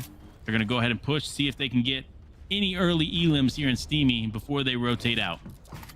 I would say luckily for them, they are at Steamy, so they have a bit of a rotation tool with those stacks, but I do believe somebody got left by themselves here, all by themselves. Meltor, his actual teammates did get taken down, so it's probably 3 total teams landing Steamy. Meltor trying to do what he can. He does have 1 mini, but doesn't look like he has anywhere to go and no mats to help him against this trio of Eximity, Mike, and Easy Peasy Cake as they look to hunt him down. And this is where, if I'm them, I'm almost smacking some of these covers, trying to get some mats, or I get that elimination, get 150 for free in the blink of an eye as they take claim over Steamy Sex.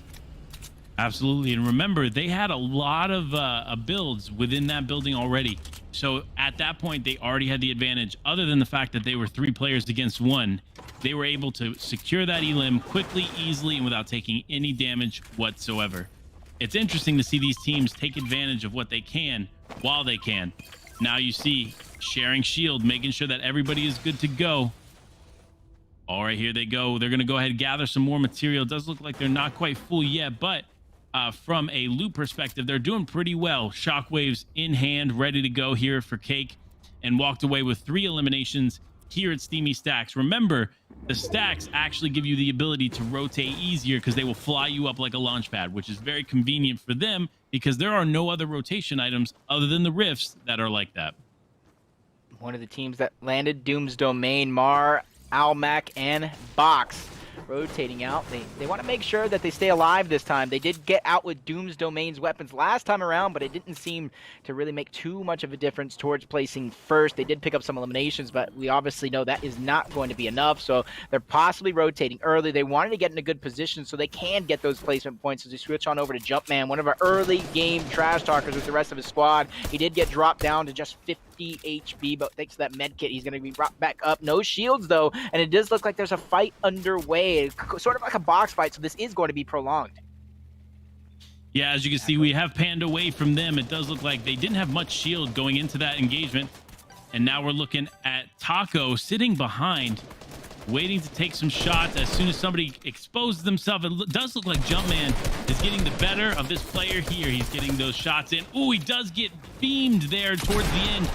Will he be able to recover? Wiro pushing in. Oh, it does look like Mad Villain has gone down. He's going to go ahead and build up, attempt to pick up his teammate, but his energy grenade and Jumpman going to let him do it? No, it doesn't look like it. Extra G takes the shot.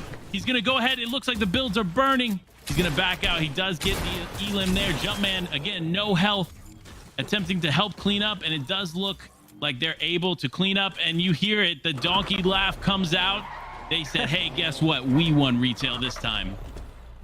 And he has 2 blue pistols in his inventory as well, but this is where it is going to get interesting because that zone's moving on their back. They're not really going to get all their spoils of war. You see some builds missing from grenade. They're going to have to move in as quickly as possible, so they're not going to get everything that they fought for, but they need to make sure they stay alive, especially with 2 of their players, Grenade and Jumpman, both having 60 or less HP left, so they're going to be looking for shields. They're going to be looking for HP, and a good spot in zone as you switch on board Sky Drops, IQ Nest, and Pro Player, and we already seen Sky Drops before going for some quick snipes. It was unable to work out for him in game number 2, but hopefully this is a new chance for them to come out on top. Absolutely. Here with iKill and his trio, they're making sure that, hey, guess what? We're in zone. We're going to camp up. We're going to build up. We're going to have the material we need going into the end game, which is what Grenade, Exergy, and Jumpman don't have right now. So going into this end game, or in the mid game as well, they're making sure that they get their material, that they're in a good position. Whereas the team we were just watching, they weren't in a good position. They're rotating out in a car, heavily exposed. Will anything happen for them? Let's hope so, but we'll see if they make it to the end game this time around. Sharkman and Diddy and Dank coming in. Remember, our #1 team here showing up, saying, hey, listen, we can get some eliminations here in the early game too. Walking away as of right now with 2 eliminations, getting a nice little refresh, and they're continuing to push forward. As you can see, they're pushing towards Salty Springs, where there is a supply drop and another team. It does look like another team fairly close by. Will they continue to push them, or will they disengage at one point? They do look to have a lot in their inventory. Now you see Box, Almac, and Mar U is down, so it's just Box and Almac rotating out. It does look like, ooh, will he be able to take the snipe? Ooh, he does get beamed from behind as well. He's in a tough spot. He may have to use the shockwave to get away here. Hopefully he can get together with his teammate Almac and rotate freely, but I don't know. It does look like our #1 players here, Sharkman coming in. There is the shockwave. They're going to attempt to get away. Ooh, but it doesn't seem to work out for Almac, getting tagged up just a little bit and having to utilize mats to get away. It'll be interesting to see if he doesn't run into this other team. Will this other team take shots? There they goes. The Stark Industry rifle has gone off, and they said, hey, don't come too close to us, buddy. I don't know if they noticed this right now. I've never heard the phrase stuck between a rock and a hard place means so much between these 2 teams. They're stuck between 2 of the most aggressive teams in this lobby. I'm surprised they're still alive to this point. It's used a shockwave to get out yet again, and they're going to use everything they have. They realize placement is so important right now. Eliminations are not enough. We've already seen the proof in 2 of the past games, so he sees an opportunity to shield right back up, trying to get to 150. You need to share those minis because Box needs some help, but they also need to get in the zone. They're still getting hunted. There's about 1, 2, 3, 4, possibly 5 teams near him, possibly hunting for these free eliminations. Absolutely. Almac rotating in possibly going to pick up the teammate, but it does look like Box may go down here if Box doesn't find some success getting away from this other team. There is also another team already in Weeping, so if they rotate too far in, there's potential that they'll run into that other team as well. It has not been looking good for Box and Almac so far. They're stuck in, like you said, in between a rock and a hard place. Everywhere they rotate, teams are already there. Will they be able to come out on top? Only 30, or rather 41 health for Box. I'm not sure this is going to be good unless they find some heals quick for Box. It may be game over before they even make it into the end game. I feel so bad right now. He's probably screaming into his mic, screaming for help. No one's there to hear him. All Max probably doing the same thing. But oh, hey, look, there's Toast. I know that guy. He's a grinder, and I'm waiting to see if they run into the wrong player. But there goes another elimination coming through from Forlorn, Dorbs, and a Matrix, that trio I talked about early on. But they're in a bad spot as well. In a few seconds, that zone's going to force them in. And there's one team in front of them. So there's an opportunity for a fight to go down. If it's not already in place, there's an opportunity for third party if that trio can get there in time.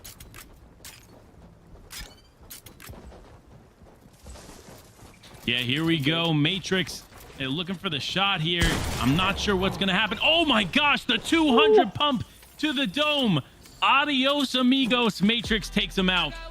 There comes the dance. I know that you like getting hit by that 200 pump. Matrix is telling him, listen, here you go. You were served, and get out of my Slurpee swamp. As they get to their next elimination or their next fight, it does look like they have some bots on their side. This other team is already going to go up and build up for height. Will Forlorn be able to disengage, or will they have to take this fight? It does look like Moko is saying, hey, listen, I got 3 gas cans and I'm ready to use it. He's going to take some shots, rotate in. You remember, he did have height, but he's going to have to disengage from height solely because it would not be worth the mats to attempt to continue to take that fight at height. One of the players still in Storm. Oh, 2 players still in Storm, actually taking shots at Moko. It does look like a snipe went off, but did not connect. Stark Industry Rifle taking a few shots. Here we go. Moko pushing in by himself. It looks like he's not. His teammates are not that close by, but they are going to support from a distance. He does take a little bit of fall damage here. Is he able to? Oh, he's going to go ahead and use the gas can. He's going to shoot the gas can. Oh. Will this gas can play make a difference? The builds break. There's some damage there. He's going to go ahead, possibly get the knock. Here we go. Moko gets the elimination. 160 to the dome while he's down. He's going to go ahead and continue to rotate at this point. Will Matrix and Dorbs be able to redeem themselves? No, the 200 pump was unsuccessful there. It was not quite a 200 pump, which is what he needed. But, oh, look, there we go. Dorbs was able to get a knock, but not enough to get the elimination. Oh, wait. Here we go. Actually, Dorbs might be able to pick this up. I was wrong. Trax getting eliminated here. Will Dorbs be able to secure all 3 eliminations, or will that third player be able to get away? Is he going to go for the cards? That's one of the things I'm wondering as well. Is he trying to get the reboots at a later portion of the game? I do believe he possibly did get both of the cards. Moko's trying to get out alive, but he does have him on his tail. He's running into a number of teams in front of him. And that's the thing. Both of these teams took that fight when they could have easily tried to rotate into zone. And that's what I always try to talk about. It doesn't matter what game I'm watching. You can have all the confidence in the world that you're going to win every single fight that you're in, every single altercation. But you need to have the brains. You need to have the power to stand back and let those players slip by, knowing I don't need to take this fight no matter if I can win, because you end up in a spot like this. Moko's by himself. The other team is in shambles as well, possibly getting storm mode. And so I don't see an opportunity or a world where both of these teams have a chance at getting first place in this game. No, I agree. Moko taking some shots here at Dorbs. Remember, they did all get cards, so if they just disengaged here and both went their separate ways, there was potential that they could have rebooted here later in the game. But it looks like Moko says, no way, Jose. I'm taking this fight. And then I wonder... rotating into Logjam. I wonder if there's even a reboot opportunity left in the zone for some of these players. I don't really think there's one on this southeast portion of the map. I don't really know if there's one on the northwest as well. So some of these players, Dwarves, you saw a Matrix, they're going to have to do it all by themselves. They're going to have to try and play placement. This is where you're going to get those points, especially since you already have 5 eliminations. If your Dwarves, a good amount of placement points to make up for this blunder that you went through, both of your teams kind of dying. This is game number 3. So after this is over, we're going to be already halfway. These teams' chances of winning and catching up are going to go right out the window as these games progress. Absolutely. Here, Stella, Loco, and 13 here in Logjam, one of the best places on the map to get material, to get vehicles. If you need to rotate from somewhere, this is the place to be. As you can see, he is pickaxing this truck, which doesn't provide a lot of benefit anymore ever since they made them drivable, because there are not a lot of mats to be had. However, if you need metal, that's the best way to do it. Now, here we go again. Jumpman, Exergy, and Grenade. Finally getting into the end game here. It does look like 120 health here for Jumpman. 150 health, presumably for Exergy, and Grenade, full health. They are walking away with 5 eliminations, which I believe may be more points than they had leading up to this game. So they may be able to have a nice pop-off game and make up the points that they haven't gotten up until here. Yeah, not only that, I like their position in zone and taking out a jump man. He has that harpoon, so if they get eliminations across or a certain distance away, they can easily make that loot theirs. It's all about finding the target, making sure he's a good distance away, not too far, not too close. That way that harpoon is going to work, but once again, they find themselves in a good position in zone, so they don't have to risk anything. You talk about those 5 eliminations that you just said. Now they have an opportunity to reclaim more points through placement. They just have to be careful, because sometimes teams, they just get over aggressive, thinking they have an opportunity, thinking they see a window that they can go ahead and strike, and then all of a sudden they're in the wrong box, the wrong time, getting taken out. So I like the patience coming through of Jumpman squad. Just because you didn't do the best in 2 games doesn't mean you have the remaining 5 or 4 to make up for it. Absolutely. And now we flipped over to Adding here, and his trio going in for an engagement did get a really nice 100 pump with that gold pump. Remember that this shotgun is the gun to have here in the end game. He's going to go ahead, break down, and take this wall. And he only hit a 33, but he is still able to get Forlorn down and get the elimination and secure it. It looks like good guy Nani is going to go ahead and get a knock as well on Dorbs. It did look like they got the reboot. Dorbs was able to get the reboot on Forlorn, but they do go down here to Nani, Nobu, and Addings. And now they reclaim the reboot for themselves. Hey, Nobu might have just died, but guess what? He's all the way back up. We have shields, his mats, his weapons. Everything is just right there. You just need to watch out for the storm that's going to be ticking, trying to take you out. So as soon as good guy Nani gets this revive, he's like, hey, you're on your own now. I might hit a couple builds down, but I gotta let you die if you get attacked, because they're gonna have to find themselves white lining in the zone. And I already see ahead 2 teams might already be fighting. So they either gonna have to sneak by or just completely take over this fight. Absolutely. And it wouldn't be smart for them to take there. Yep, there we go with the shockwave. Cole, Spida, and Penny being able to do what they do. They're in the zone now, so they don't have to move too much. Hopefully they can preserve some of these mats here and not have to build out too much. They are getting shot at, but now that they get into zone, and Cole goes down. Big Daddy Beans with securing the elim here and securing that refresh, because again, going into this end game before those moving zones, it is important to make sure you are refreshed and ready to go. Yep, and you see, I think only one player, I wouldn't even say a full trio, possibly just one player really sitting center zone. Everybody more towards, I would say more side the outskirts, except for the bottom half, probably waiting for that 50-50 zone that's going to show himself in 45 seconds. It actually did show itself. It goes towards the southeast portion of the circle. So a bunch of teams are going to have to rotate in, while one team just got blessed. I expect them to try and build up on that high ground and control every rotation that does come in. You can choose somebody, AR them out, making sure that they don't have builds, or you can kind of get some sneaky snipe shots, sneaky AR shots, make your opponents weak towards more of the end game. He's the chosen one. And here we go. Look, they are not near zone, and they are getting sprayed out. They know that the other team knows that they were able to secure the elim on Nani, and they're like, hey, listen, I know there's 2 more players there. Let's spray and pray that we're able to get some more elims. They're going to go ahead and rotate in, Adding right there, rotating on the right-hand side. As you can see, very important that he's able to do that. and get away from that engagement so they don't get focused here. Actually, a pretty clean rotation so far. It tends to be the case when you stay close to the edge, and a nice little pickup real quick of the mushroom and continue to move in. Penny, Spida, and Cole now rotating in behind them, but staying on the back end of zone. That can be very, very dangerous, because if another team decides to turn around and look, they can end up getting eliminated fairly quickly from height.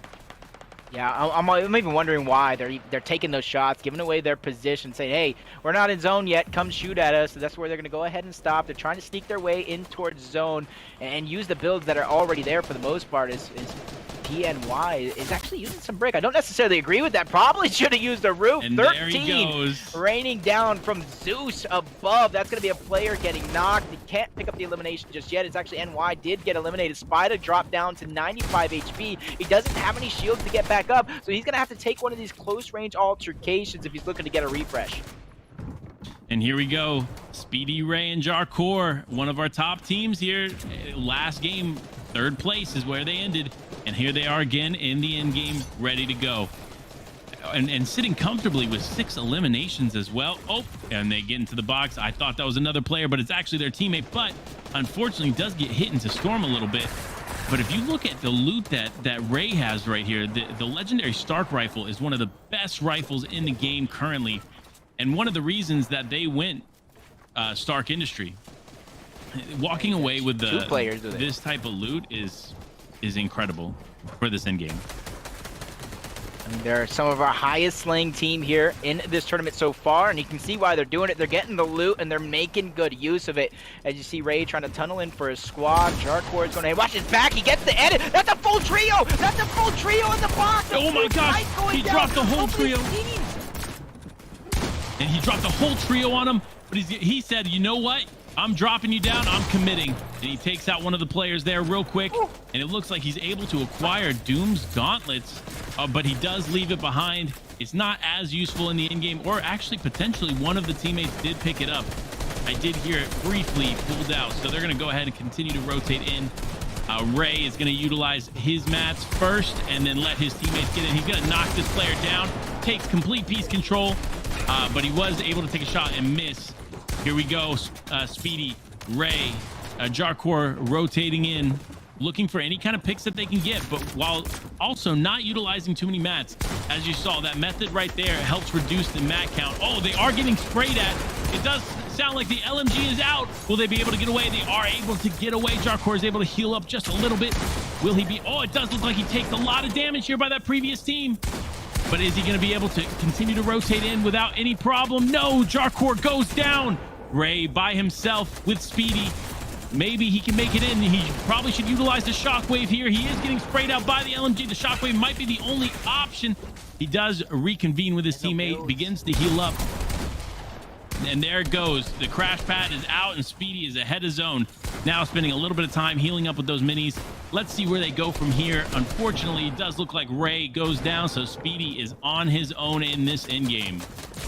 Seems like they fall to their own aggression yet again. You saw they were trying to get somebody on the edge of zone, trying to break into their box, and from there, it just went haywire. Deemer, J-Free Cloud, winners of our previous game, looking like they're in the prime position to do it yet again. They're taking their time. They're not forcing any fights, keeping a good level of high ground as well. I think only one team might be ahead of them, and that is going to be on screen. Stella has 3 players. A full trio has the high ground. Jumpman's going to go ahead and get 1 elimination on the map. This is where 13 and his team are going to be able to fire down. There goes a quick elimination on the pro player, a solo, and I talked about that harpoon, trying to get the refresh on mats, running out of hard mats altogether, but he has the high ground with the rest of the team. There goes another down opportunity. The players are just thinning out. 8 remain, and there's going to be 1 full trio versus another, and only 2 members, so it's going to have a disadvantage fight. Players on low ground are fighting each other. Nobu, one of the players that got revived earlier on, he tries to make a play, gets taken out. 6 players remain. It's a 3v3.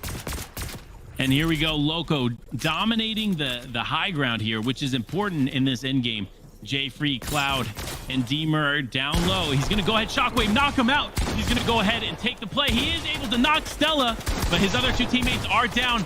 Will he be able to get the other eliminations? He does get a 28 shot to the dome. Oh, it does look like, oh, and there goes 13. Will Deemer and Deemer goes down. Loco 13 and Stella take the victory royale. Wow. That was such intense action towards the end game. All 3v3, v2 towards the back end. These players didn't even know where their enemy was at. You saw them spinning in circles towards the very end. That makes sure that one of these teams, I do believe maybe Jamer, making second place, a big ton of eliminations. They gotta be my favorite to be number one after this game, but we don't know. That's the thing. That's the beauty of this all. It's not only are everybody at home left guessing, we're left guessing till that leaderboard shows up for all of us. Absolutely. We as casters don't know yet until we see that leaderboard with you all at home.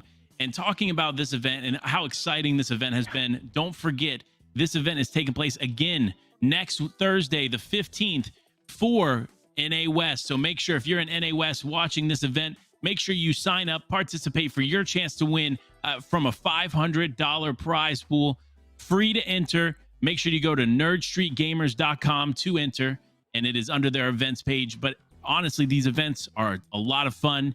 PR, are you casting next week as well? I do believe I am. Are you going to be joining me yet again? Do we have another date next week?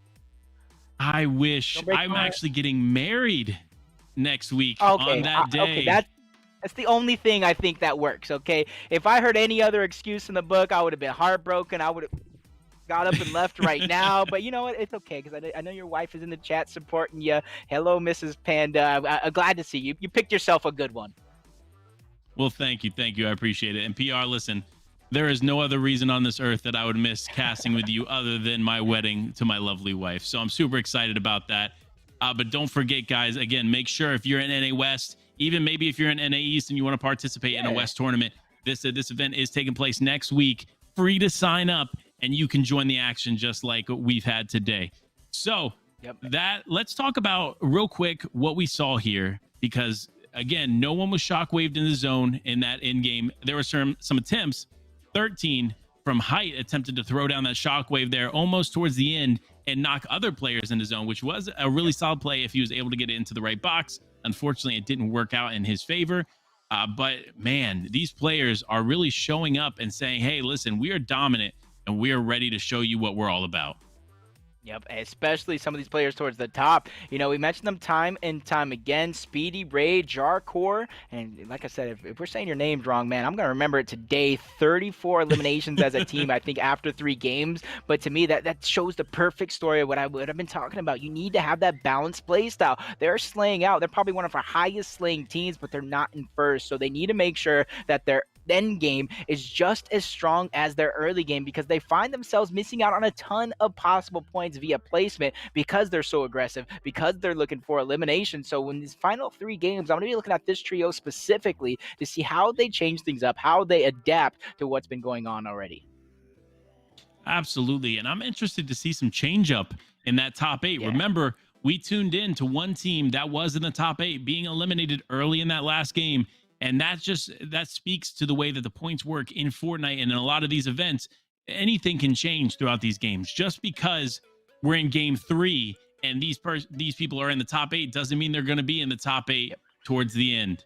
So it's really interesting to think about. We'll see what happens. But guess what, PR? You know what time it is? Yep, it's definitely time, because right after this quick commercial break, we'll make sure to get your leaderboards, but make sure you guys stay tuned. There's going to be an opportunity for you guys to get your popcorn, get your drink, get your energy, because I have a ton of action packed left for you guys right after this quick break.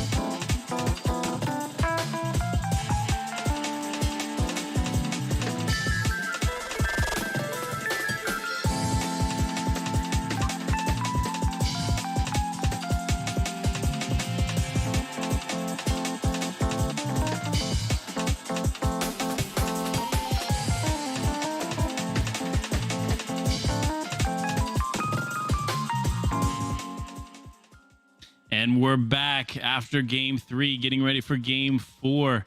And we're excited right off the rip to show you all nothing other than the leaderboard. Are you ready to see this leaderboard, PR? Oh, I definitely am. And oh my God, we got a new first place team. Sharkman and Diddy Boy dropping to third as Jay Free, Deemer, and Cloud with 18 eliminations, an average placement of 2.3 and 90 total points. They reclaimed that throne. But if you look at the point spread, 84, 83, 82, and 74 for our top 5, this is anyone's tournament still up for grabs.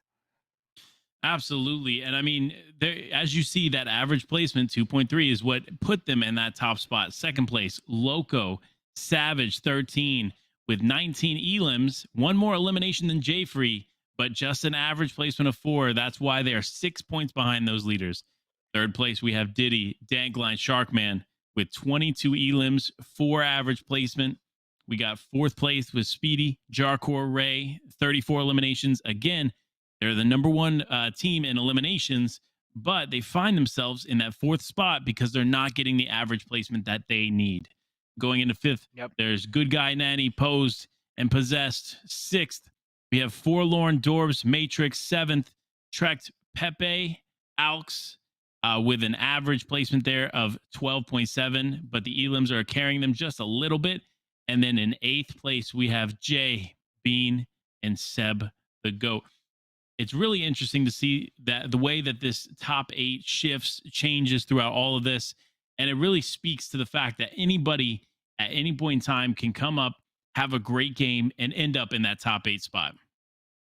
Yep, and it also shows that, hey, eliminations aren't everything. So a lot of those players that are realistically trying to find their play style, trying to find where they fit within the world of Fortnite, you got to realize you need to be equally balanced among all the skill sets, all the mechanics that do go down in some of these games. Because you see Speedy and Co, they're sitting in 4th place, highest eliminations, but that average placing is what's holding them back. They need to find a way to make it through, get a top 2, get a top 3 placement, so those placement points can keep up with your kill points, because you're doing a great job controlling both the beginning portions of the game, mid portion, even the beginning of end game. You just aren't able to close it out. So with this being game number 4, they're going to have to tighten up their strategy, tighten up their gameplay, because it's still anyone's game. Absolutely. And as we dive in, we're going to start off with Jumpman, Grenade, and Exergy in retail. It does look like they're uncontested this time around. That other team said, hey, listen, it's not worth attempting to contest them again. We're just going to go ahead, back off, go to another drop, and hope for the best. Now, as you can see, quickly looting. Not too much so far, but again, they are alone. Oh, it does look like we switch over to Stark, and Dragon goes down. Will Walrus and Meltor be able to clean up the rest? We will see here in just a moment. It does look like Walrus is going to go down. This is the casualties that come with contesting Stark Industry. Again, that number 1 spot on the drop right now in this current meta. Wow. Wow, and you got to realize who got that elimination on Dragon. It was none other than Speedy, one of the teams that are high slaying power. But once again, it's Speedy who actually gets taken out. Stark Industries, one of the more populated drop spots. We said about it in the pregame show. This and Doom's Domain are going to have a lot of fights going down as Meltor realizes he has no help whatsoever. These are the last games remaining. That's going to be 3 total games towards the back end as Meltor needs these placement points. He needs to stay alive, and he actually gets out with that legendary shotgun, so he's gonna have a big weapon in order to fight, but he needs to make sure he plays fully placements, because he puts himself to try to third party or get any of these eliminations, he could go down just like that. Well, as you can see on the map here, he's going ahead and he's going to rotate, it looks like, back towards Stark, which is an interesting play here. It would make more sense possibly to just disengage, and if he got one of his his teammates' cards, he may be able to reboot somewhere else, but no, it looks like he's going to keep staying in that Stark Industry area. It is in zone right now, so potential gain from being there, but also a lot of risk with a lot of teams up there. As you can see, Sky drops in Weeping Woods with iKill and Nest going ahead, looting, doing what they're doing best. Look at all the shockwaves here in Skydrop's inventory. This is incredible, and an incredible start to this game with the blue pump, purple burst. I mean, this is a huge plus for them. Now, the one thing I will say is they haven't taken a lot of shield, although there is a lot of shield in their inventory already. It looks like they're focusing on just looting and making sure that they get the material they need before they rotate and before they heal. Yep. Probably trying to... I seen like Chap, Edgy, and Ab a long time ago, back when we still had the agency go around. They would loot up the entire agency, save all their shields, and figure out what they had towards the ending of their loot. These guys have this drop uncontested. They can kind of do the same exact thing, but you see one player's already up to about 90, so it's one of the sky drops using those chug splash by himself. Maybe a little bit ill-advised, but that's why we're going to switch on board this fight, and I do believe this is by Shark, and that Shark already goes for a snap on Zap, and Carry gets taken down by that. I do believe this fight's going to continue. They're going for this. They want to end this right here. They do. Kari, taking a big hit here as Nova holds off the enemy player. He's going to go ahead and take a moment to heal. Now, as you can see, while we are at Shark, there are actually Sharks. And that can play a big factor into these fights if that Shark decides to cater in. It does look like Zap Snipes goes down to Kari, and Kari cleans up the rest of this trio as we head off. Now, they need to rotate in because it does look like they still have a little bit to go before they're in zone. Yep. Luckily for them, though, this is only the first zone, so they have plenty of time to try to get to safety as they pick off that trio. That's 3 more big eliminations, and this is one of those teams that are absolutely needed as we switch on board this Doom's Domain fight. And this is where some of our leaders of the game have been landing, as you see the Doom shots going down early, and this is where he only has 21 HP. He needs to be careful, especially if he's pushing all by his lonesome. Absolutely. As you can see, that trash can does act as a tunnel, and it looks like he's going to pop out right on the other end here. The play here would be for God to go ahead and take ownership of that area, and if anybody comes back through, here we go. Now you see Berkey Fishy with the Dr. Doom ball. He does throw it, and from the other perspective, all you can do at that point is hold off and hope for the best. Hope you can get some shots in on this engagement if they even let you drip with the spray. As you can see, Alex holding off as much as he can. He's going to go ahead and get back into the house and take a look at what shots he can and cannot take. Oh, he does get a shot here. He is able to disengage just a little bit and then drop back in with his teammate. He attempts to take a shot, does get God knocked down. Now Pepe going ahead and spraying. Will it work for him? Not sure. Berkey Fishy does look like he could not hold the wall and ends up eliminated. Alex backing up only with 45 health. He does, piece control here. But it does not result in a win for him. That whole trio was there, and there was not much he could do. I do believe 4 total trios might have landed here. After that first fight was done, Mar, Box, and Almac, one of the guys that usually end up with Doom's loot, they just quickly push forward, wasting no time, realizing timing is of the essence because there's one more team I do believe might be looting around, but it also might be those bots on the map. So they might have had this safe. They're going to go ahead and get all the mads, get looted up, figure out who has shields, who needs what, and split up their loot before they make their way towards the center of the zone. Absolutely. And for these other teams that didn't quite make it out of Doom or Stark, it's interesting at this point. You're halfway through the tournament. Do you change your drop spot? Do you consider a different rotation? Or do you continue to contest?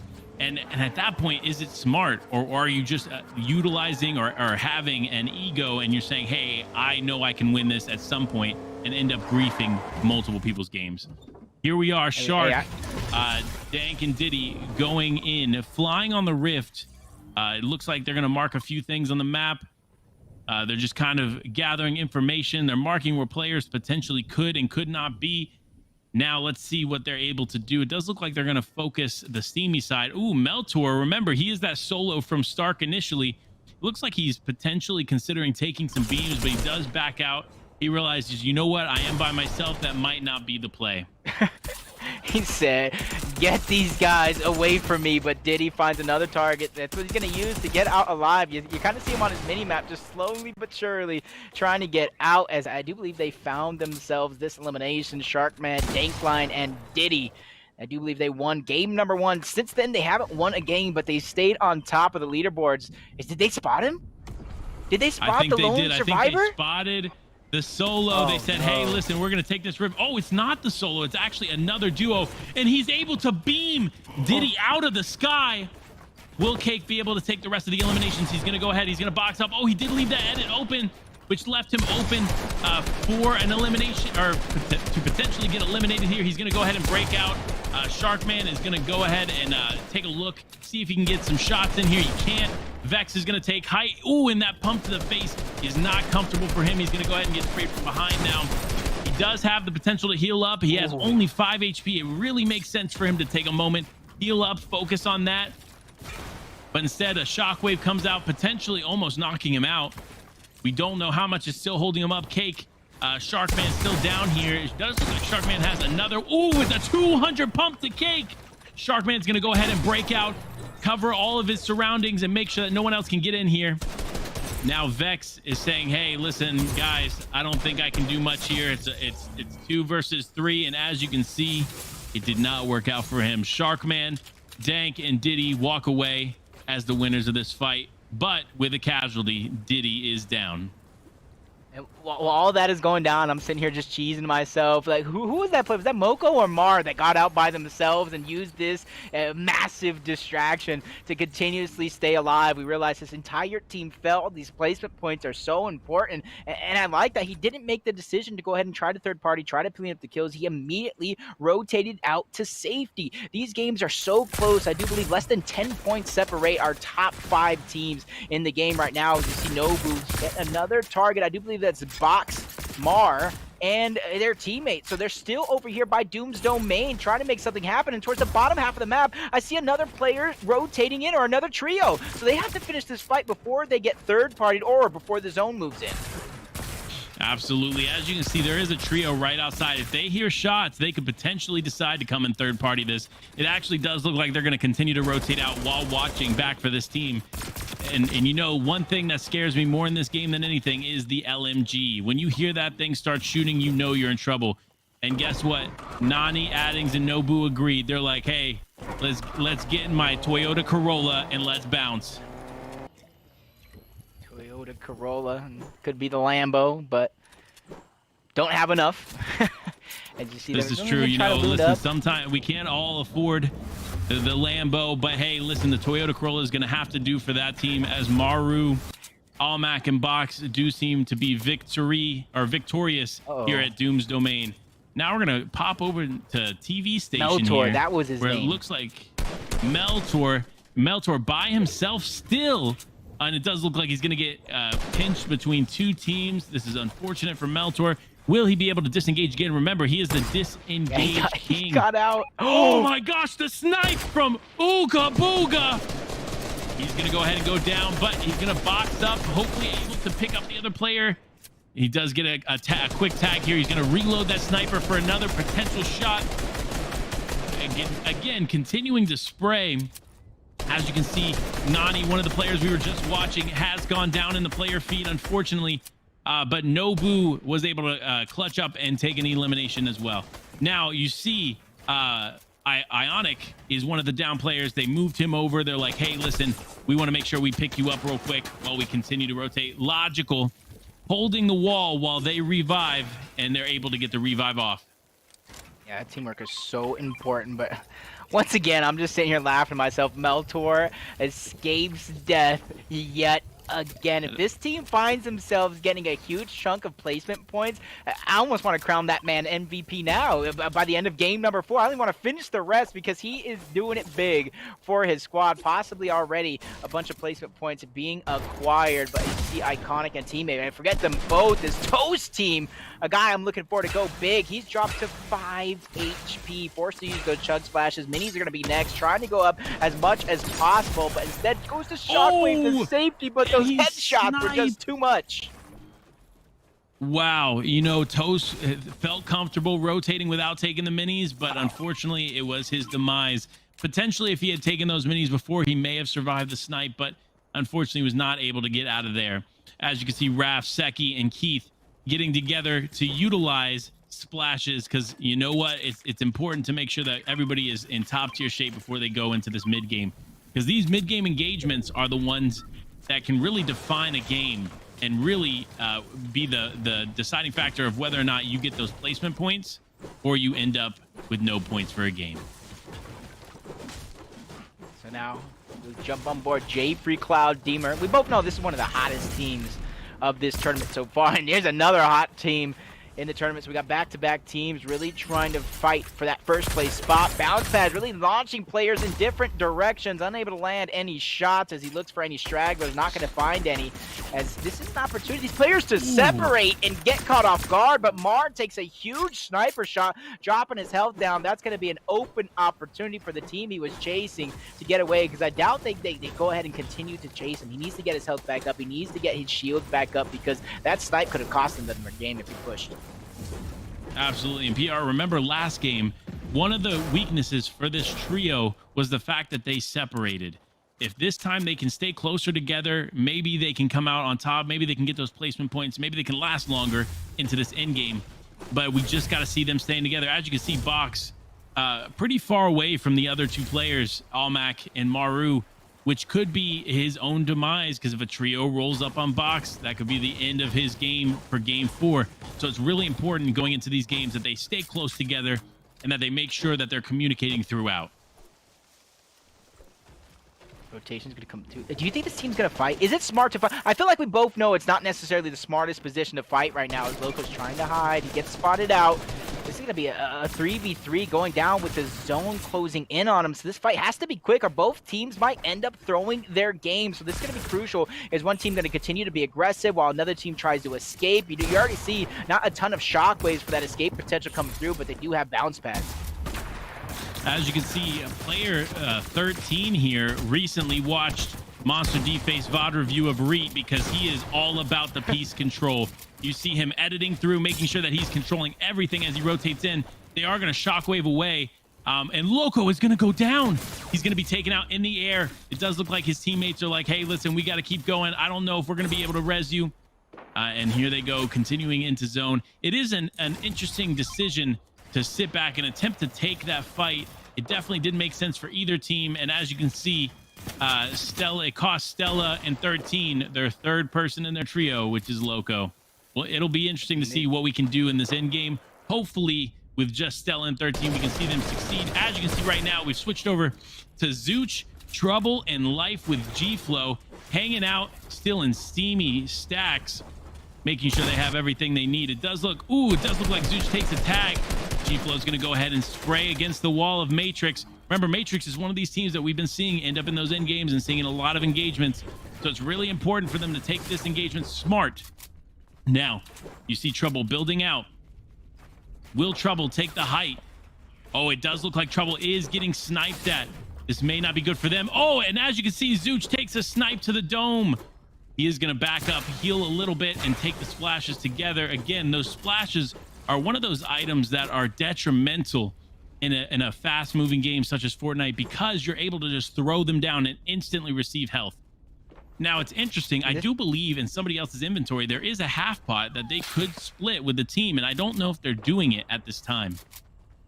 Yeah, I don't necessarily know why either, because they're basically one snipe away, depending on who it is, from getting taken out. And finally, we got the share of the big shield. So Zooch is going to go up to 180 total, 200, and I think maybe 110 on the side of G-Flow. And this is one of those teams you mentioned that were running their mouths with their Twitter fingers, talking that talk, saying they're one of the best teams in the game. They might come out on top. They're not doing so hot, but with 3 games left, they're still potential for this team to really make up those points, but you need to start playing smart. You need to stop going head first, W-keying for these eliminations. You need to have that well-balanced gameplay, because something I've always said for a lot of these players, if you play towards end game, you play it slow, you play it steady, there's going to be plenty of opportunity for these eliminations to come through. As this zone closed, I do believe only one team needs to find their way in. I do believe towards Stark Industries end game. It does look like it may be. And as we go into this end game, it's really important, like you mentioned, if you're going to talk the smack, you're going to have to back it up. It does look like they're able. Ooh, and he brings out the fishing pole. An interesting strategy, as the fishing pole is not quick. And if you open up like that, you are likely to get beamed in a stacked mid to end game like this. As we get ready for these moving zones, information is important, making sure you're gathering as much information as possible and taking ownership of the area around you. As you see refreshing, it does look like one of their teammates, Matrix, did go down there, but they're going to utilize that as a refresh and continue on with just the 2 players. You know, I wish I knew if Meltor was still alive. I'm looking for his name through every one of these scenes. I see Box trying to mat up. A lot of these players just trying to get as much mats as possible. He does have a max metal, almost max brick, but you want to get that extra as well, especially if a player begins to shoot at your cover, you begin to start using mats. This is where Box is being super careful. He thinks somebody might be hiding in there. You see him ping it. He thinks somebody's hiding in there. And he's not wrong. As you see the cone get edited, they're going to continue to push in. LMG again, a big portion. That is one scary gun when pulled out. Will they be able to secure some eliminations here, or will they be able to escape? It does look like they're going to back off. They said, hey, you know what? I used already 20 too much ammo on them. We're going to back up and see what we can do throughout this end game. It does look like they're getting sniped at as well, which is definitely very dangerous. Another thing, that Doom's Ball, while a very effective ability, it can also open you up to getting tagged up pretty well. So make sure that you have that proper cover like he did. Very smart move to stay in the bush while taking and utilizing that ability. As you can see, Diddy throwing the crash pad out, hoping that he could get somebody bounced up in the air and take some shots while he was in the air. It was unsuccessful, but they're going to continue to build control and cover their backs as they attempt to take some more shots from another direction. Not only do they got themselves a good position in dome, they got themselves, I think, ultimate high ground. There might be one team that might be a little south trying to rotate in, but they're not going to have that high ground for long. You see 3 shots being rained down left and right for these players trying to get into position. There's only 30 seconds left. That zone will close. We'll see a moving zone shortly after, but Sharkman is not letting up on this pressure until he spots somebody out towards wide, trying to get that damage from Storm Surge, but continues firing back with the rest of the team. I think they found the chosen one in the lobby. Ooh, and it does look like Exergy and Jumpman took out Zooch and G-Flow there, which is that those 2 trios that were going up against each other. It looks like Life with Trouble is the only one left, 2 HP. He cannot take any damage from this storm. He needs to continue to rotate in, and he's going to stay close to the edge. It doesn't look like he has ownership of any of these builds here, so it could be very dangerous for him. One quick edit down, and that could be it. He's going to play it smart, play it patient, and hope that Exergy, Grenade, and Jumpman rotate out of there. Now we're looking at Box, Almac, and Maru. This trio that we've seen quite a bit of in this end game, which is really nice. Now they are as far away as possible as you can get from the zone, so they're going to have to begin rotating soon. They are taking shots, it looks like, getting a couple tags, but nothing substantial. They're going to continue to rotate in, editing, making sure they control as much as possible. Almac again with that Doom's Ball, making sure he utilizes it at the right time. And with only 61 builds left, he needs to make sure he starts preserving those mats or gets a refresh here in this end game. Now, I will say Diddy, Sharkman, and Dank still controlling the height here. It's really interesting to see how dominant they are in the height. They only have 4 elims, but they still have tons of material. Able to get a 59 headshot on a player running by. Dank is going to go ahead and build ahead. Now you see the shockwaves here. He's not building a double layer either. He's not, which is definitely very risky. It's risky, but the reason why he's doing it is because the zone is getting so close that he's not trying to waste as much mats, because he realized if he does get shot down, there's other high builds below him that he can easily attach to try to save himself. So it's not necessarily a worry just yet, especially since there's the end game where every player towards that low ground is fighting one another. But these players need to be careful. They find themselves a spot where they won't take too much damage if they fall, and that's where they're going to continue pushing all of these players back down towards the low ground. Anybody building up, they immediately become the target of this trio, making sure that every single player here is on the same layer. That way, when these players are rotating, the chance of them fighting each other, the chance of them eliminating each other are so huge because of how prominent those placement points are. They don't necessarily care about the eliminations. No, absolutely. And as you can see, Ooga Booga, Nero, and Prox just rotating in, focusing solely on that rotation, and they're going to close behind them, make sure that they are not getting shot at. They're going to try to take as much ownership of these builds. They are able to, I don't think they actually acquired the elim, but they were close. And now you can see another team just ahead of them. They're making sure, with Nero very, very weak, that they do not take too much damage here rotating in. Now you see this one player, J3, on the opposite end. Oh, and Nero goes down. Ooga Booga goes down as well. Dank line showing that he is a dominant figure on the height. Will he be able to take another elimination here? Oh, he goes for the pump, but he does miss. He's going to go ahead and continue to apply pressure below him. He does have the ultimate high as of right now. This mid ground is in trouble as he continues to push and continues to apply pressure. Now Diddy looking for an alternative shot as he proceeds a little bit forward in zone. Jayfree and Deemer holding on for everything they can. Jayfree does go down. Deemer is going to go ahead and take the elim, but it doesn't work. Dankline, Sharkman, and Diddy take game number 4.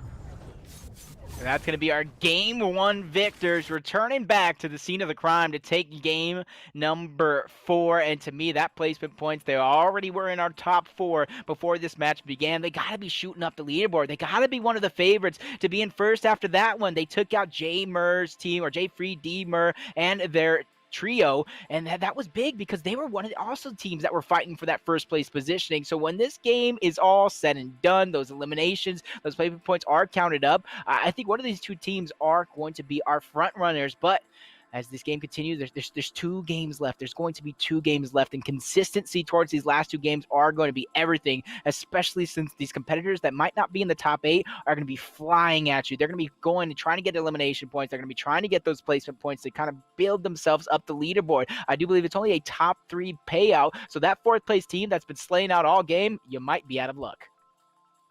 Absolutely. And as you mentioned, consistency is so important when you're playing in Fortnite. The consistent placement, consistent elims, whether it's just a few elims or a lot of elims, consistent elims and placement together make for a solid game. And you know the best way to be consistent in Fortnite? It's to eat those Mike and Ikes. Take your candy game to the next level with a pack of Mike and Ike's original fruits or Mike and Ike's Mega Mix. The delicious, fruity, chewy flavors will help fuel your game and power you up to keep playing at your best. Power up with Mike and Ike. I'm telling you what, every Vic Roy I've ever gotten statistically was because I consumed Mike and Ike at one point in time in my life. I'm just saying. Yep. And one thing, man. One thing. I know I'm wearing like a new hoodie right now, but I have something in the mail. I have something in the mail that I'm waiting for, and I know it's going to make me a better gamer. That's the Nerd Street Gamers merch. They have it for sale online. Go to nerdstreet.com. That's nerdstgamers.com. It'll make you a better gamer. I can't promise you, but I really have that strong feeling because before this, I couldn't do a 90. I couldn't edit a box. Now my stuff is in the mail, and now I can edit a box. Once I put it on, y'all better watch out. I will be casting and playing next week, and I'll be coming for some next.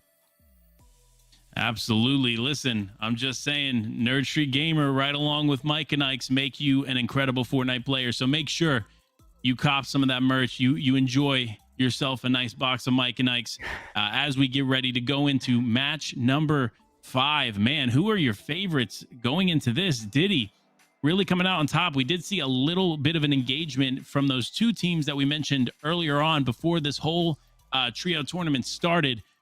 Between Exergy, Jumpman, and Grenade, as well as You're in Trouble or Life with Trouble, Life with G-Flow, and Zooch. They did have an engagement there, and it does look like in that game, in game 4, that Grenade, Exergy, and Jumpman were able to come out on top. But it's exciting to see because remember, anything can change. It could be placement, it could be elims. Anything can change this game. Those are some early games here in match 4, but I'm excited to see what goes on with these last 2 matches. What are you thinking, PR?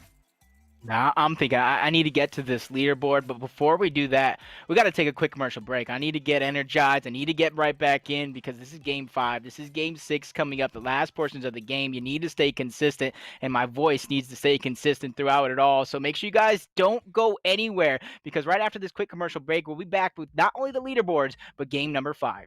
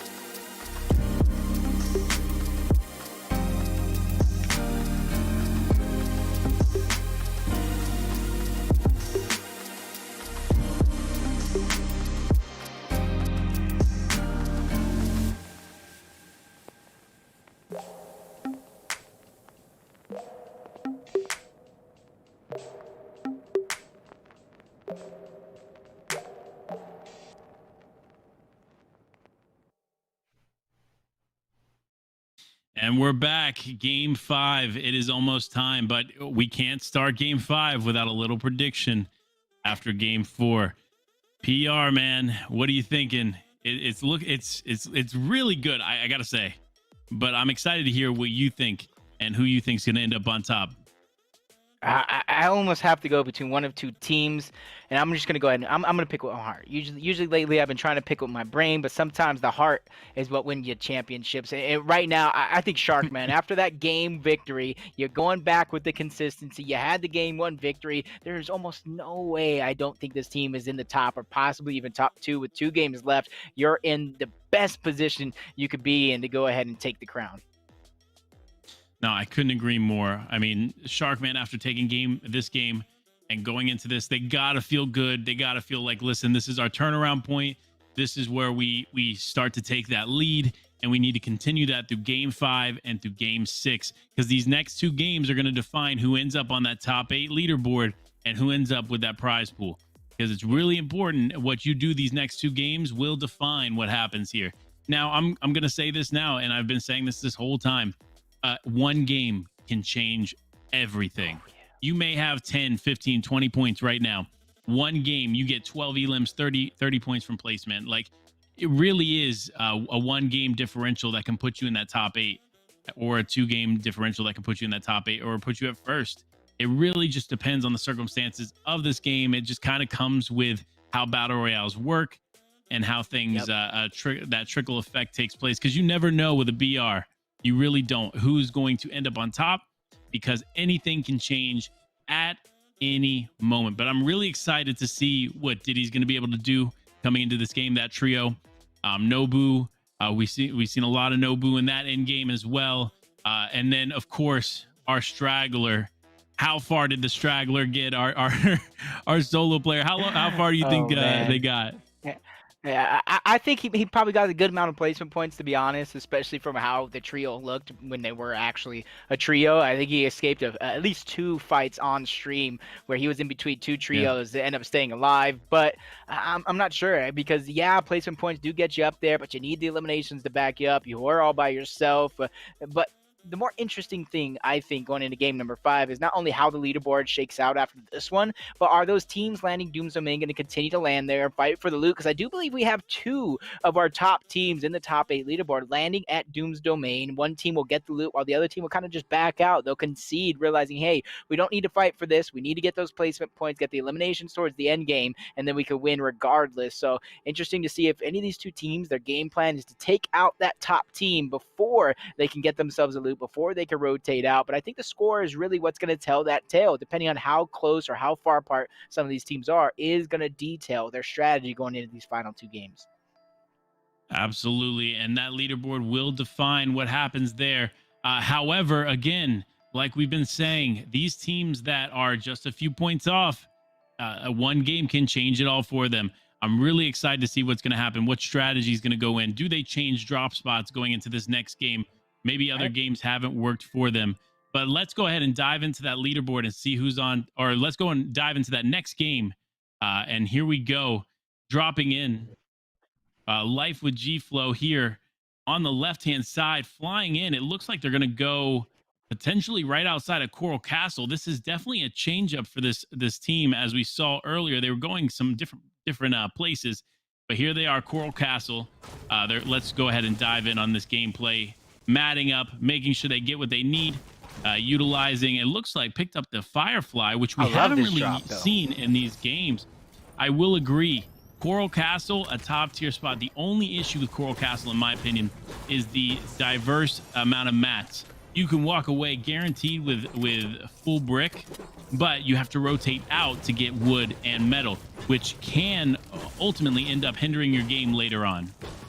Yep, but I do like the way they did land around Coral Castle. They realized they weren't contested. They go ahead and landed at different spots. I do believe one of the players of the trio didn't even go in towards Coral Castle. They were going ahead and they're bouncing around the outside, those mountains, making sure that they're looting up every possible thing. Instead of usually you see when players land in a contested spot, they kind of land near the same house. They're not taking full advantage of their loot. But these guys, man, they're going to already full max brick, just like you said. He's not even done looting. He got chug splashes, got big pots, just a ton of resources to go ahead and use as we jump over towards this authority fight. Moisty, Iconic, and Logical find themselves a trio going up against them, and you see they got decent amount of mats, but how long will that last as this fight continues?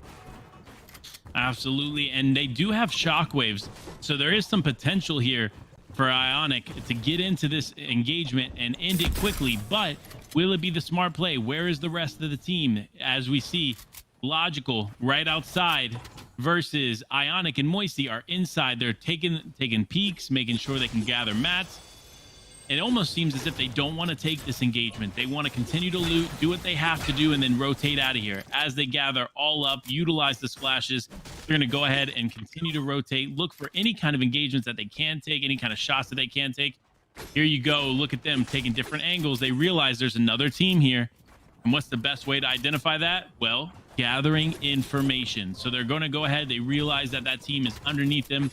Now, remember, right here, you can build, but it's a really tight spot when you're around the vault. You can't always build every single place there. So it's really important if you are in the vault area that you rotate away or that you stay close to the positions that you're allowed to build in.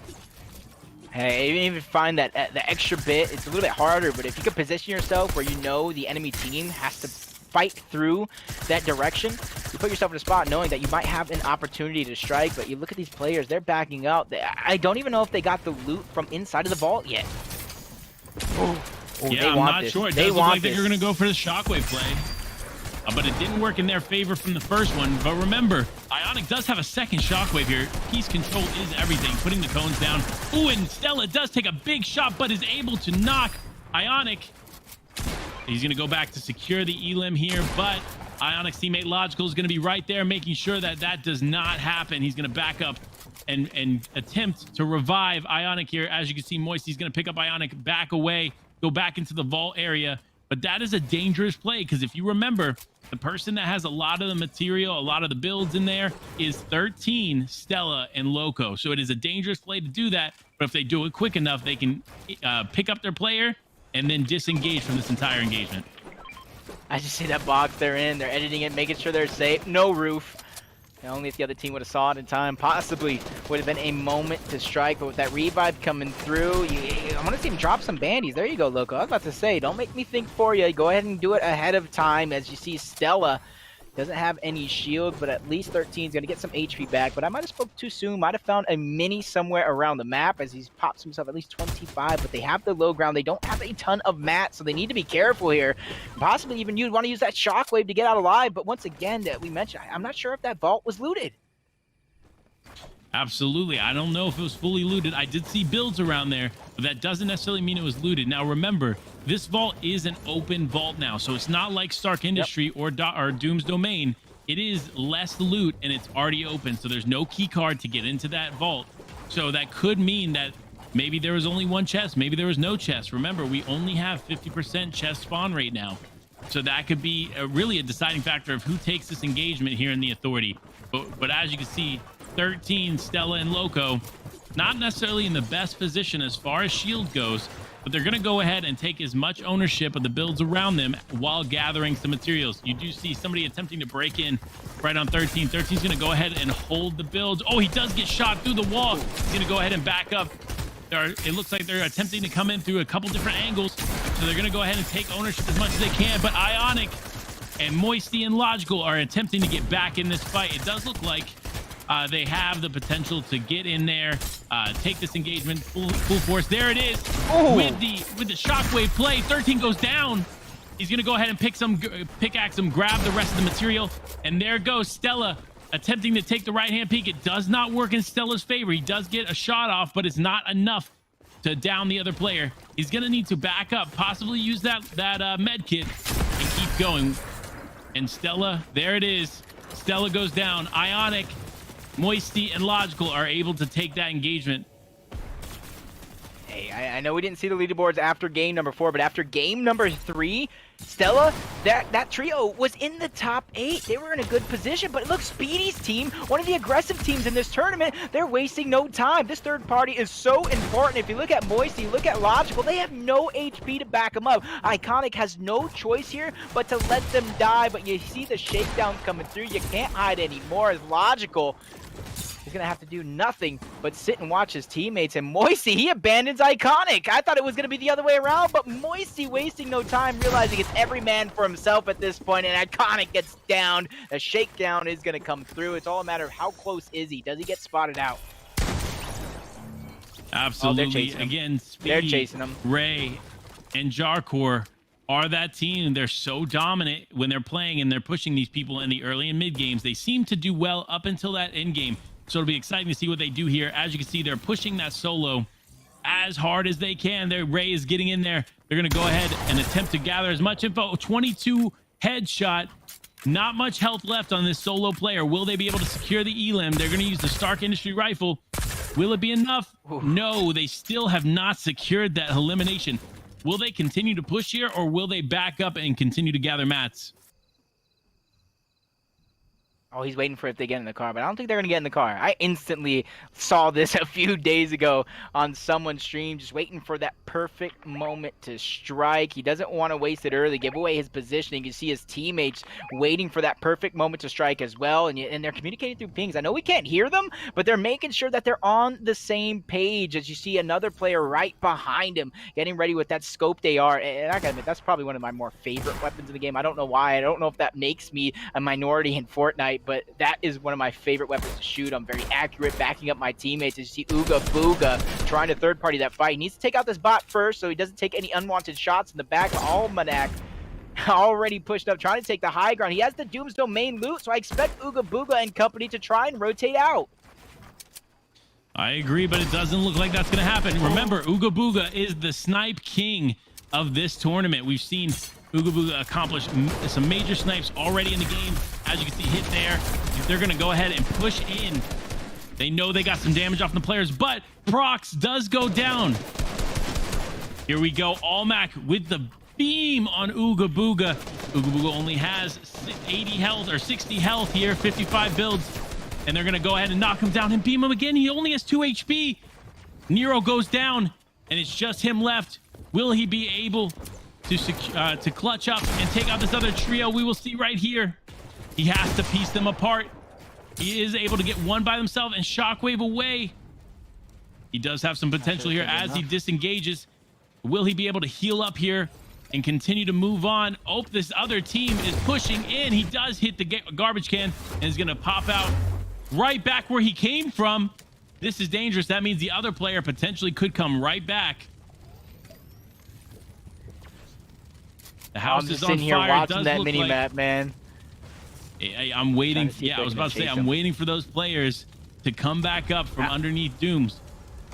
I just don't think they're going to chase him. They realize how crucial. Somebody actually did chase him. This is opportunity. He's trying to wait around to see if they think he left. And this is the thing. They could be looking in the distance and they know that he did not get away, especially from what they were positioned before. They already had the high ground. They could have easily seen him run away. And since they did not see him run away, they're slowly trying to hunt him down. He has a total of 50 HP and shields combined. He's going to need a miracle, and he's not going to get one. And he instantly gets taken out. I didn't even see Box coming for that one.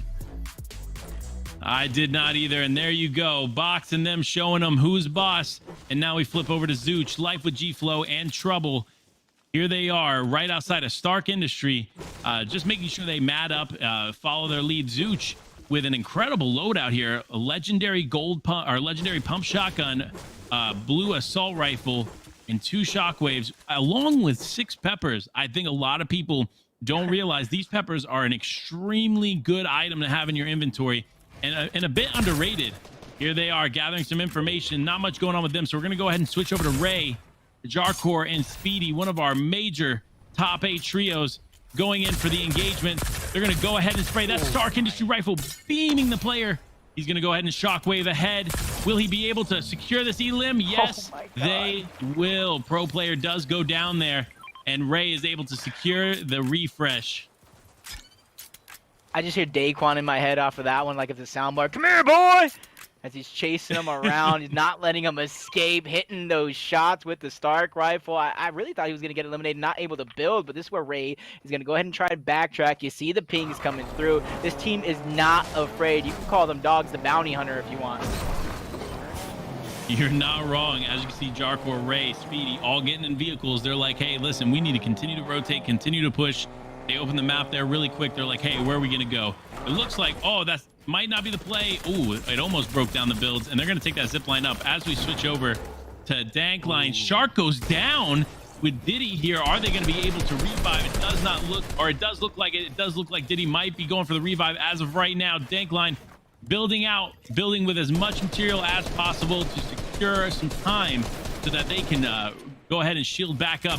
They're going to regain or re-secure some mats down here and some builds down here. As they get sprayed, they're still attempting to keep Sharkman alive. They do knock one player there and get the full elim.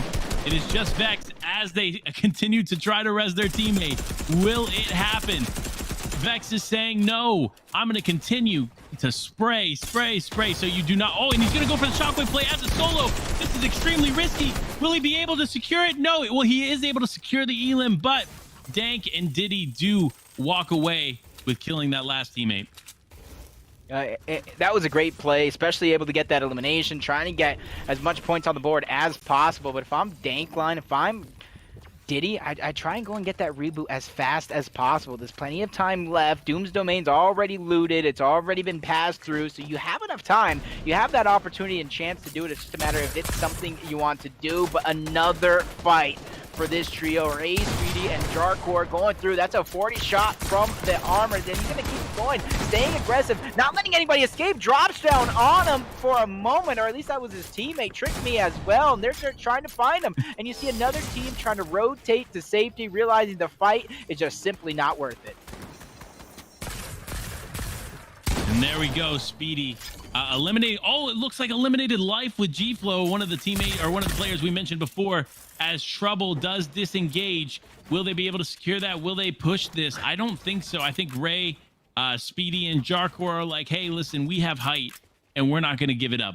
So let's go ahead and take a look around. Let's see if we can take some shots. Maru, Almac right there in their trio. And there they go again, taking shots at Life with Trouble. Will they be able to do it? I'm not sure. It'll be interesting to see. Maru going ahead and getting the hit. Jarkor getting the hit on Maru was very interesting from that angle. As you can see, continuing to push that Stark Industry rifle with the two ways that you can shoot it. You can spray it, or you can aim in, and it shoots slower and more accurate. They're going to continue to break in, and there it goes. They take the wall and knock Maru. But are they going to be able to secure the other two players of this trio? We will see here in just a moment. They're going to go down and res Speedy real quick. Look at the faith they have in Ray right now. They're like, hey, Ray, we'll be right back. Let me go get this revive on my teammate real quick as he holds the high ground, dropping down low. Realize they don't want to let him get this revive off for free, so it's all up to Ray to buy the time, and I do think the revive is still going off towards the low side. Jarkor is going to go and hold on to it. Ray is doing a massive job creating a distraction because now this trio reunites as three. Just going to give Speedy enough time to get some shields, probably get some HP as well, and they're not actually wasting any time at all. They're going after this next target. They're going to try and chop down the builds. You saw the bounce pad using to break them up. They're easily destroyable as Box looking to try and maintain this high ground, get that advantage towards the top side, making sure he's topped off with his shields as well. But this trio is a little separated. I would like to see them get back together and finish off this fight. 100%. Again, Speedy and that trio, the most aggressive trio we've seen all day in this tournament. It's really interesting to see how they're going to continue to push. Even though their player's down, Speedy was just down and is now in this engagement, taking it with Box, gets the knock on Box, but it looks like Almac's going to go ahead and box up, heal up a little bit, and hope to secure. And it does look like the trio does go down, unfortunately. But again, Speedy, Ray, Jarkor coming out on top. But man, oh man, was that a tough fight for them.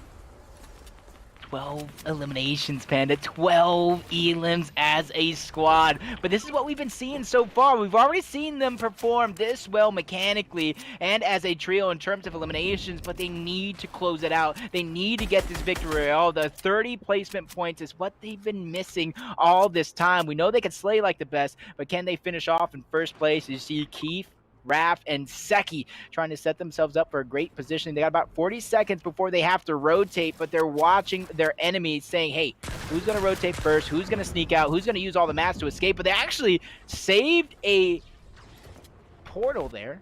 This is where they're going to drop down. Should end up in center zone if they so choose. Absolutely. As you can see, they utilize that rift to get a better placement in the zone. They're going to go ahead and actually drop on this trio. Seki, Raph, and Keith, remember, they are a very aggressive, but they're very calculated, aggressive team here. They're going to go ahead. They're going to make sure they cover all angles, and the other team is going to go ahead and shockwave away. Now they're going to maintain height here. They know that they have the best placement currently in zone, and they're going to take advantage of it. Doom's domain looks like the ability is coming out towards them, but nothing's hitting or securing as of now. Seki with the sniper rifle has the potential to change this whole engagement around right now. Will they be able to do it? Seki's going to go ahead and pay close attention. Here we go. Great loadout. It almost makes more sense because they don't necessarily need a full refresh to kind of just take it easy, take some pop shots when they can, and then go ahead and focus on gaining any kind of information. As you can see, the focus here switched to J-Free, Deemer, and Cloud, which is really interesting. It went from one team to another. Doom's domain abilities coming out and just being thrown. It is Speedy, Jarkor, and Ray attempting to get some hits on J-Free's team here. Will they be able to do it? PR, tell me.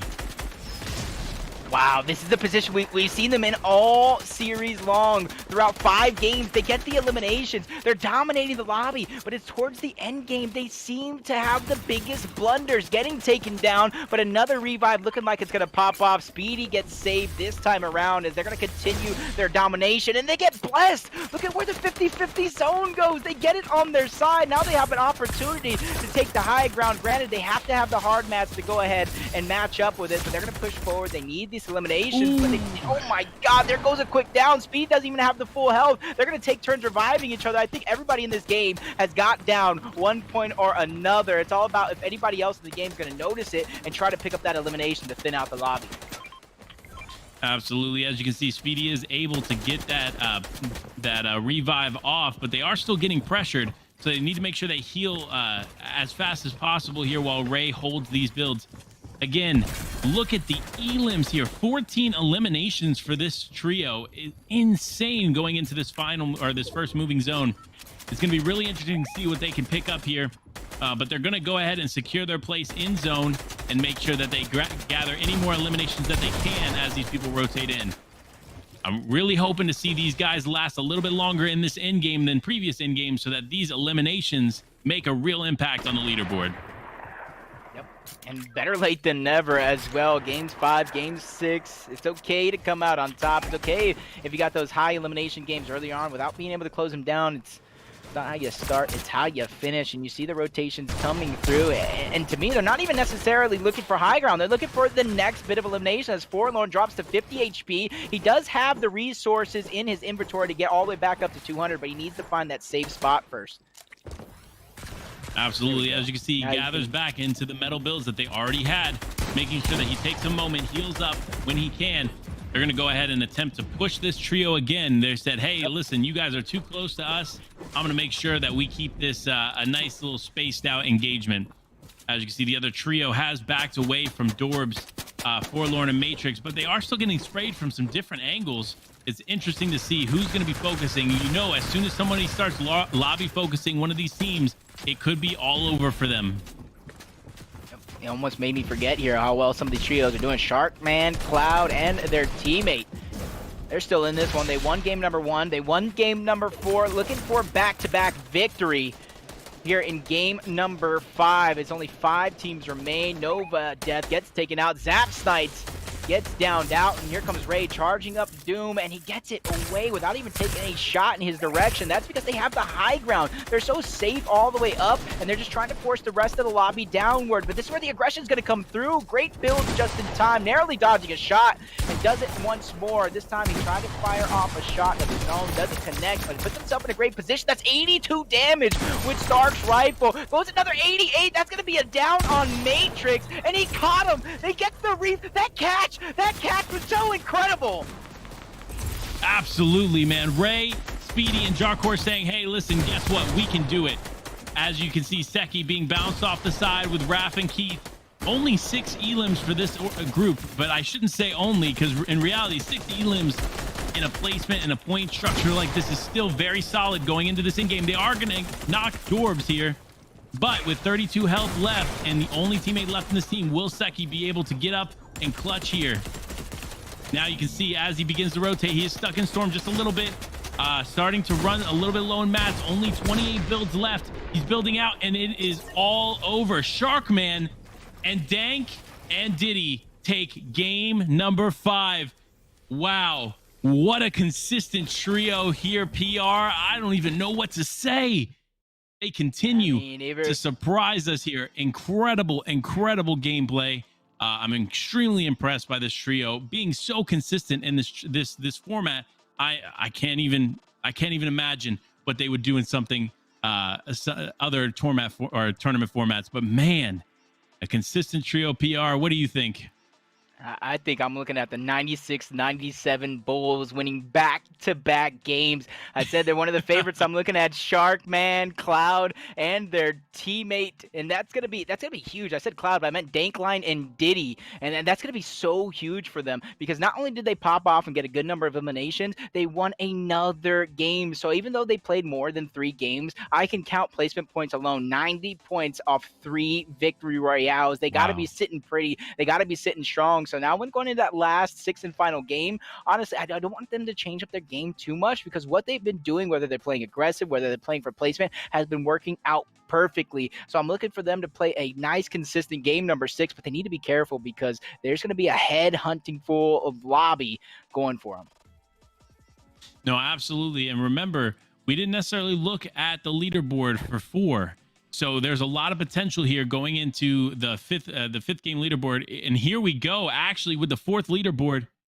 This is from the 4th game, not quite the 5th game yet, but as you can see, Jayfree, Deemer, and Cloud on top with 26 eliminations, an average of 2.3 placement points. Diddy, Dank, and Shark in 2nd place, 29 elims, and an average placement of 3.3. Loco, Savage, in 13. 20 eliminations and an average placement of 6, 95 points here. Look at the difference in points from 1st to 3rd. That is a massive difference. Over 20 points here. It really shows that there is a dominance coming from these top 2 teams here. 4th place, we have Good Guy Nani, Posed, and Possessed with 26 eliminations, average placement of 5.5 and 90 points. Speedy, Jarkor, and Ray, again, dominant with the eliminations. However, as you can see, that average placement is weighing them down to that 5th spot with only 86 points. Forlorn, Dorbs, and Matrix, 22 eliminations so far. Average placement of 8.5, 80 points overall. 7th place with Trek, Pepe, and Aux. 13 eliminations, 9.3 average placement with a total points of 57. And number 8, Sky, Yuck, and Nest. I believe this is the first time we've actually seen them on the top 8 leaderboard, with 8 eliminations, an average placement of 9, and a total points of 56. As you can see, look at the discrepancy between 1st and 8th. 1st, 123 points, dominantly on top, and 8th with 56 points. Again, like we were saying, anybody can pop up on this top 8. Now, for the top 3, it might be a little bit of a struggle. Yep, and especially since a reminder, just like you said, this isn't our leaderboard after game number 5. This is our leaderboard after game number 4. So that score of that last one still going to get tallied up. Players have a chance to jumble around, especially Sharkman, Dankline, and Diddy with a massive performance yet again. I expect him to see them in first, but I don't recall how many total eliminations they got, because if Jay Free, D-Merc, Clouds, or any of these players floating around similar points pick up high elimination games and a very similar placing, they could still be battling it out. So there's still a ton of action left. We only have one game left, so I'm interested to see how the strategies are going to change around, especially around Doom's Domain, especially around Stark Industries. Who is really going to try and make a play? Who's really going to try for the players that might not be in the top 5, might not be in the top 6, to go and take out their leaderboard leaders and then begun to go one elimination at a time, one placement point at a time, so they can start climbing up the leaderboards to get that lion's share of our prize pool today. No, absolutely. And as we go into game 6, that final game, that's when those game plans change up. Maybe that top 8 says, hey, listen, what we were doing wasn't working. Maybe we have one last ditch effort to get to that top 8. Or maybe the top 8 says, hey, listen, I really want to get to that top 3, but the only way I'm going to do that is with a high elimination, high placement game, and they take some more risk. So it'll be interesting to see what happens going into game 6.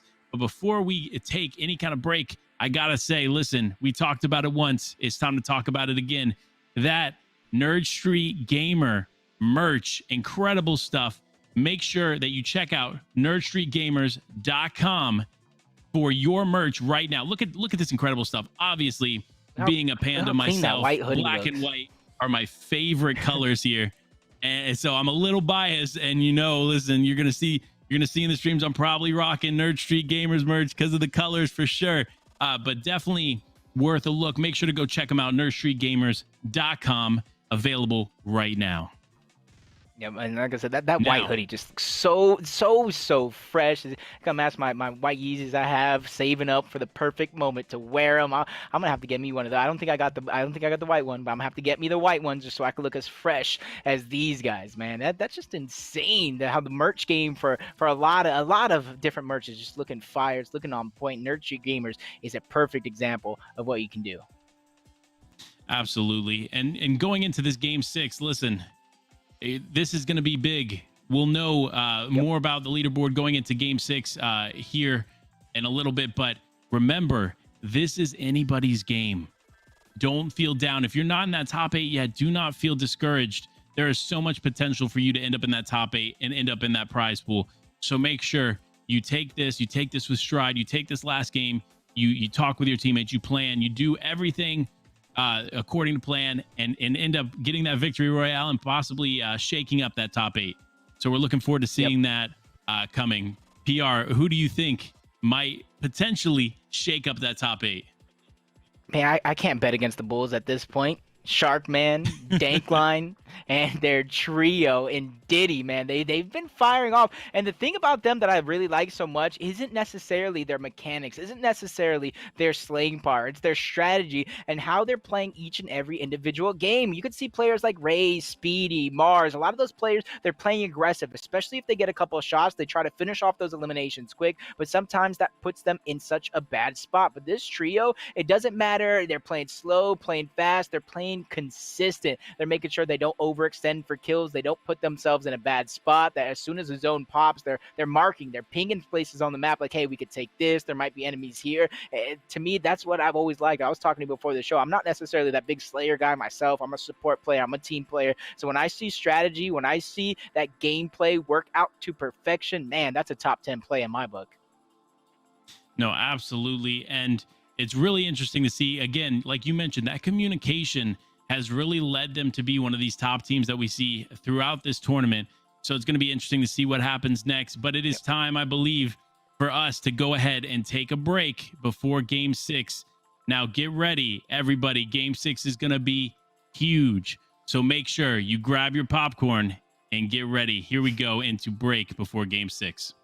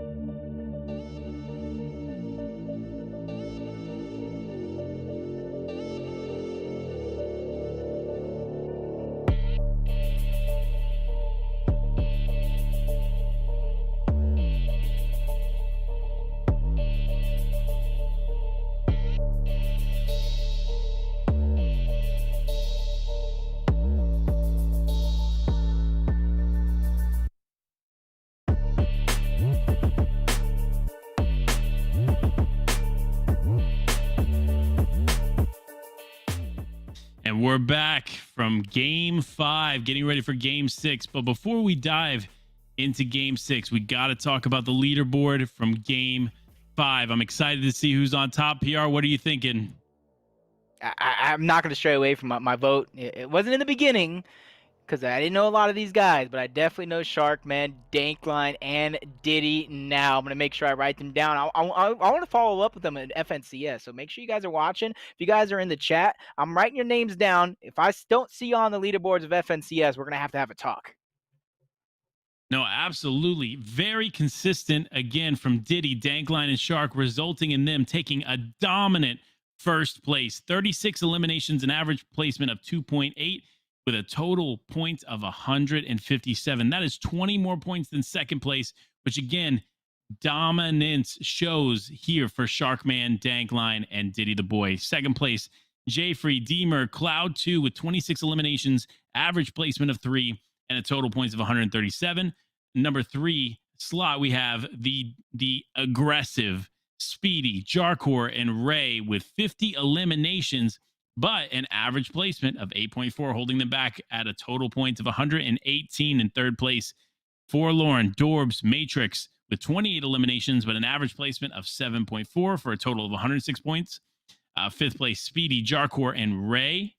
Wait, I see Jarkor, Speedy, and Ray on there twice, but going on to number They're 6, that we have good. Loco, Yes, they're that Savage, good. and 13. Listen, they are that good. You are not wrong. A good guy Nani posed and possessed in 7th with 26 eliminations, an average placement of 7.8, and a total of 90 points. And then number 8 coming in with 67 total points, we have Raph, Vinexity, and Villain with 21 eliminations and an average placement of 9.2.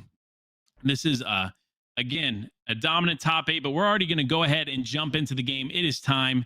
Let's go ahead and talk about it and dive into some gameplay, starting with Nero here in Stark Industry. Again, this has been that fight all day. Will Ray, Speedy take out Nero? Yes, they will. Ooga Booga, Prox, and Nero are eliminated early, and that looks like will be the end of this tournament for them. You know, they've had some good pop-off moments, but with game number 6 being the last game of the day, your final chance at points, the final chance to grab any of that cash, and they go down early. I almost think I would have switched up my strategy a little bit. Even if I picked the same landing spot, I possibly wouldn't have went as aggressive against one of the best teams in the game so far, but that's in hindsight. They do get eliminated. Ray, Speedy, and Jarkor off to a fantastic start in our final game. Absolutely. And I mean, that's the thing you need to think about. You're going into your final game. You haven't had full success at a POI like Stark Industry. Does it make sense to continue to push? I don't think so. I think it makes sense. You know what? Change it up. Maybe change it up to something else that you're familiar with and kind of change your game plan here. As we switch over to Slurpy Swamp, you have Matrix, Forlorn, and Dorbs here, gathering material, getting ready for their game. Again, they have Zone, which is a nice touch for them because remember, Slurpy Swamp is that one place on the map that guarantees you walk away with full health and full shield. Yeah, as some of these players are maybe dropping at different landing spots and things like that, it makes me wonder how nobody really pivoted over towards Slurpy Swamp. I know you mentioned it early on. There's so many different shield opportunities, health opportunities, the actual swamp itself. And then on top of all that, you don't even have to use any of the shields you find on the map. So it's a good opportunity to get the resources for later on in the game. So for another team to kind of give this one up free, I know it doesn't have like the power weapons like Doom's Domain or Stark Industries, but it definitely has its own power weapon of its own in being the swamp and that extra heals, because if the game somehow finds a way to end here, I would be surprised for one, but the Matrix, Forlorn, and Wash are going to have prime positioning, prime real estate on this side of the map. Well, and another important thing that we really haven't touched on too much throughout this tournament is the Quinjets. And right here next to Slurpy Swamp is one of the random spots that a Quinjet can drop, and it does look like one has dropped close by. Now, it does look like this trio is going to go ahead and take this spot to themselves in dominant fashion, but don't forget that there are other POIs close by, and that means people may or may not rotate in this way, so they need to act fast, make sure they have that full health, full shield, as they do right now, full mats, and a great loadout to take on the rest of this game. With them being in zone right now, they don't have to do too much moving. All they need to do is make sure they are secure for that mid and end game and make sure that they box up. It does look like we're going to switch over to Forlorn. He is at the Quinjet. As you can see, the Quinjet itself is a really special drop in Fortnite. There are a lot of potential for additional additional weapons. You have additional elimination perspective. Also, you can take over the bots. If you hack the bots, they become your teammates and will shoot for you. I have seen this be used, and it is incredible to think about that you can have essentially additional players to your trio assisting you throughout the game. Look at all these big pots, though, from Forlorn. He's shooting that loot down, can continue to loot up. They have enough heals to keep them going towards the end game. Granted, they'll probably take a couple fights between now and then, so luckily for them, they do have themselves an opportunity not only to gain a couple shots, to get that Storm Surge, to get the damage and everything alike, but it's a great opportunity to them towards end game if they don't end up in any fights. As you see over here towards the Fortilla, I see 4 players on the map, so it makes me wonder if there's either a bot or somebody just traveling all alone. Yeah, it does kind of look like that it's actually split here a little bit. You do have Deemer and Cloud just north of Fortilla, but not quite going into Swamp, completely into Slurpee, whereas you have the team that we originally saw over at Slurpee of Matrix and that trio. So it'll be interesting to see if they end up fighting. Here we go, switching over to, again, that dominant trio that we've seen today in Jarkor, Speedy, and Ray. They take the rift after securing Stark as a location. It looks like they're going to go ahead and push straight into Craggy Cliffs, hoping for any kind of additional loot or eliminations as they proceed. Already sitting with a comfortable 3 elimination setup here, 2 for Jarkor, 1 for Ray. Again, they gathered information. Didn't look like anybody went Craggy, so they're saying, hey, we're just going to continue to push. We need to find somebody else. Let's keep doing this. Going back towards that same spot. They know they got another rift to use. They were just using that first one, kind of like you said, a way to scout and figure out where enemies are at, figure out where people are rotating in. The second one's going to be used to finally get in zone. But meanwhile, they're traveling into zone. They're guaranteed they're looking for another set of eliminations to come by. They're hovering over Doom's Domain. There's a trio down there, but I don't think they would take that Doom's Domain fight. I think they're going to take it a little slow, but it's where it's going to be interesting. They marked a spot on the map, but there's a trio down there. They're going for it. Here. They said, hey, you know what? We're going to continue to be the most dominant trio in this whole entire tournament. They're going to break down completely into using the crash pad. There he is. Oh, there we go. Now we're seeing the players. It did look like they had a few bots on their side, but Speedy, Jarkor, and Ray said, I do not care. If you have 8 players, we're still going to take you out. Here they go, pushing in, crash padding for height, taking complete ownership here.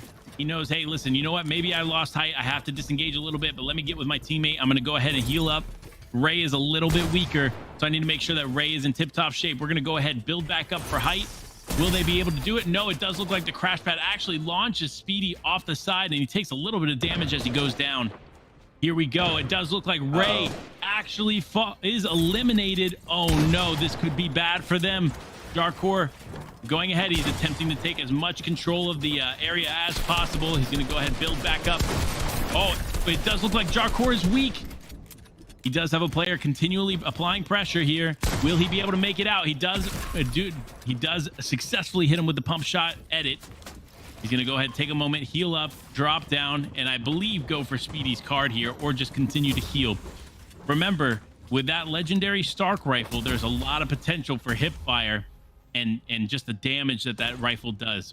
So we can still see a comeback here for Jarkor and Speedy, but Ray is down. Yeah, the way they're playing right now, they're playing super aggressive, and they're an aggressive team already as they tried to run away finally. And them running away really says to me that they absolutely need this game. They might be down in placement points, knowing that eliminations have not been enough up until this point, realizing their mistakes, and now they're trying to back out. And this is where I ask you, I didn't see if they grabbed Ray's card. If they did, this is going to be a perfect opportunity to kind of reset this chance, because like I said, this is game number 6. This is one of our top teams. Everything is on the line, and with 9 trios left remaining, you don't want to get taken out on this point, because then you lose out on massive potential placement points to finish off this tournament. Absolutely. And like you said, they really need the placement points on top of the eliminations here. They are in third place, but the first and second place, remember, they're in an extremely dominant place as far as the leaderboard goes with 30 plus points over this team. So they really need to not only get the victory royale, but successfully get some more eliminations too. It looks like they're going to go ahead and rotate into Coral Castle. They feel that this is probably the safest bet for them to reboot here. But remember, last game we did see there were some players that landed here at Coral Castle. So there's potential that they could run into them again, but I'm not seeing them on the map. Okay, we're going to quickly switch over to Salty Springs. As you can see, we see Jumpman, Grenade, and Exergy on the map. Jumpman scoping in with the sniper rifle, seeing if he can see any excess players hanging out outside. Now you can see Grenade kind of taking the lead from the trio. They're making sure he's kind of making sure that he guides them in the right direction. And this trio has been one of those ones, as we mentioned before, that talked a lot of smack, but we haven't quite seen them live up to that smack talk. So let's see if they can pull something out here in Game 6. Yep. Even if they don't find themselves getting a ton of eliminations, getting the highest placement point, I figure this game number 6, they have to back up that trash talk you're talking about. You have to find yourself at the later portions of the game, possibly placing top 3, top 2. Otherwise, that trash talk would have been all for nothing because, like you said, they've not really done too much up until this point. He finds himself another big pot, probably communicating that with his team, saying, hey, make sure you guys grab this. Make sure we follow it along as they find themselves in Salty Springs at the very edge of zone. So they're going to go ahead and use this as an opportunity to get as many mats as they're missing and then continue moving forward. This is going to be a brick/wood house. There's opportunity for metal towards the outside, but not a ton. Absolutely. And as you can see, they are in a pretty good spot as of right now. 3 eliminations, 2 for Jumpman, 1 for Exergy, as they continue to rotate through Salty Springs. Remember, they are in zone now, so they don't have any pressure or the pressure of the zone pushing them in, so they can just relax for a little bit, make sure they get the material they need, loot Salty as they can, and keep going. As we're going to switch over, it does look like there is a trio heading in the direction of Salty Springs. We have Skydrop, Nest, and iKill Pro Player right outside looking for the opportunity. It does look like they're not quite sure if there's any players there. If they spot one, there's the potential for that trio to push in. There's also the potential that they just continue to rotate. I think the smarter play here is continue to rotate. You don't want to take these mid-game fights unless you're completely comfortable. Although, if you look at Skydrop's loadout, that is a loadout for the best teams in the game for sure. Purple pump, purple scar, purple LMG, and a purple sniper rifle. That's a pretty dominant loadout, PR. Yep, that machine gun, that's going to be used to break into boxes. And in trios, that has to be one of the more annoying weapons that I've seen. Just like that mythic legend, or that mythic minigun that used to be in the game. They're going to use it very, very similar. So if you guys have missed out on a couple of updates, that is going to be the strategy around it. Plus, he got the purple tack and the AR, his kind of standard weapons if he ends up close in sort of a box fight. But then he has that sniper rifle, like you mentioned. So he has a bit of different ranges that he can play with here and let his teammate kind of fill in those gaps, fill in the holes. You got Ness with a little bit of rotation with your standard weapons and heals, and you can only imagine pro players kind of rounding it out, probably a very similar loadout as well. But this is an opportunity to get some tags, get some damage, figure out where these pro players are rotating into, and try to push them if you do land that damage. But I don't think they're going to land enough damage to get a push off. Oh my god, he actually gets sniped in the back. Yeah, and Ness gets sniped here. This is huge for the team. It looks like that potentially could have been Exergy. No, it actually looks like it's another team rotating from Weeping. Skydrop's going to go ahead and attempt to hold it down while they reboot Ness. Ness is going to be able to get rebooted here. Hopefully they have some time to let him heal up before they take any engagement moving forward. Remember, there were 2 teams here on either side of them, so it's really interesting to see if one of these teams are going to continue to push in or if they're just going to disengage and try to play for the later game. I did see in the kill feed, Speedy got taken out, eliminated, full killed, but he went down first. I didn't see a ton of his teammates get eliminated as well, so they could possibly go into a fight, but another rift right above these players. They're trying to get the damage. Hopefully they learned their lesson. Don't stand out in the open too long, guys. You might get sniped again. Absolutely. They're saying, hey, listen, we gotta stay alive. We can't get sniped. We got to keep moving. As you can see, it doesn't look like either of those 2 teams pushed up against them, so they're going to be able to freely rotate towards the center of zone. As you can see, here we go. Ray and Jarkor rebooting Speedy here in Sweaty Sands. It looks like it was an easy reboot for them, so they must have been able to clean up the fight following Speedy getting taken down. But it does look like Jarcore is actually taken down now. So Speedy and Ray are going to stick together. It does look like another team is applying pressure here. Will they be able to disengage? They take a few shots and they continue to move in. Will they be able to find some stuff for Speedy? Hopefully they'll be able to get a nice little loadout, or just even a basic loadout for Speedy to utilize. It does look like he's going to hide in the trash can. This may actually be the strategy for them right here, because they're not in the best position. I was about to say, finally, Ray is getting some mats. I agree with you about that positioning. I thought he'd be smacking at these floors, smacking at these materials this whole time, but only 14 builds to his name. He knows he's surrounded by targets, and he's going back out in the open. I don't agree with this play, but this team needs some eliminations. They need this placement, and they need to get that reboot. That's probably why they're playing so risky. Scared money don't make money is what I always say, and they're looking to make some money here as Ray, wasting no time going in, dropped to only 9 builds, lands a shot, goes for the reboot actually. High risk, high reward if he's able to get it off, and he's going to go right back into his build, similar as I think Speedy got rebooted, so he's going to have sort of a free reboot if his teammate can back him up. Absolutely, and another thing, he was able to pick up and secure a purple pump by rotating back over to get the card. So it's interesting to see. He's going to go ahead and go in. Speedy's already taken an engagement here. He's going to make sure to properly support his teammate. There it goes, the pump shot and the elimination. All of that control within that box. It was hard for that player to disengage. There was no way they were going to get out unless they had a shockwave. And here we go. It looked like a snipe shot came in very late there, but they probably boxed up, ready to go. Logical. Moisty here still alive, and they're also in Sweaty Sands as well. It looks like they were the ones that took that sniper shot towards Speedy and Trio. So it's going to be interesting to see what they do here. They do have some shockwaves, a legendary pump shotgun, which ultimately can change the game for anybody. They only have one elimination at this time, and that would be Moisty that secured that. But that does not mean that they aren't going to be able to secure a lot more eliminations here in this end game.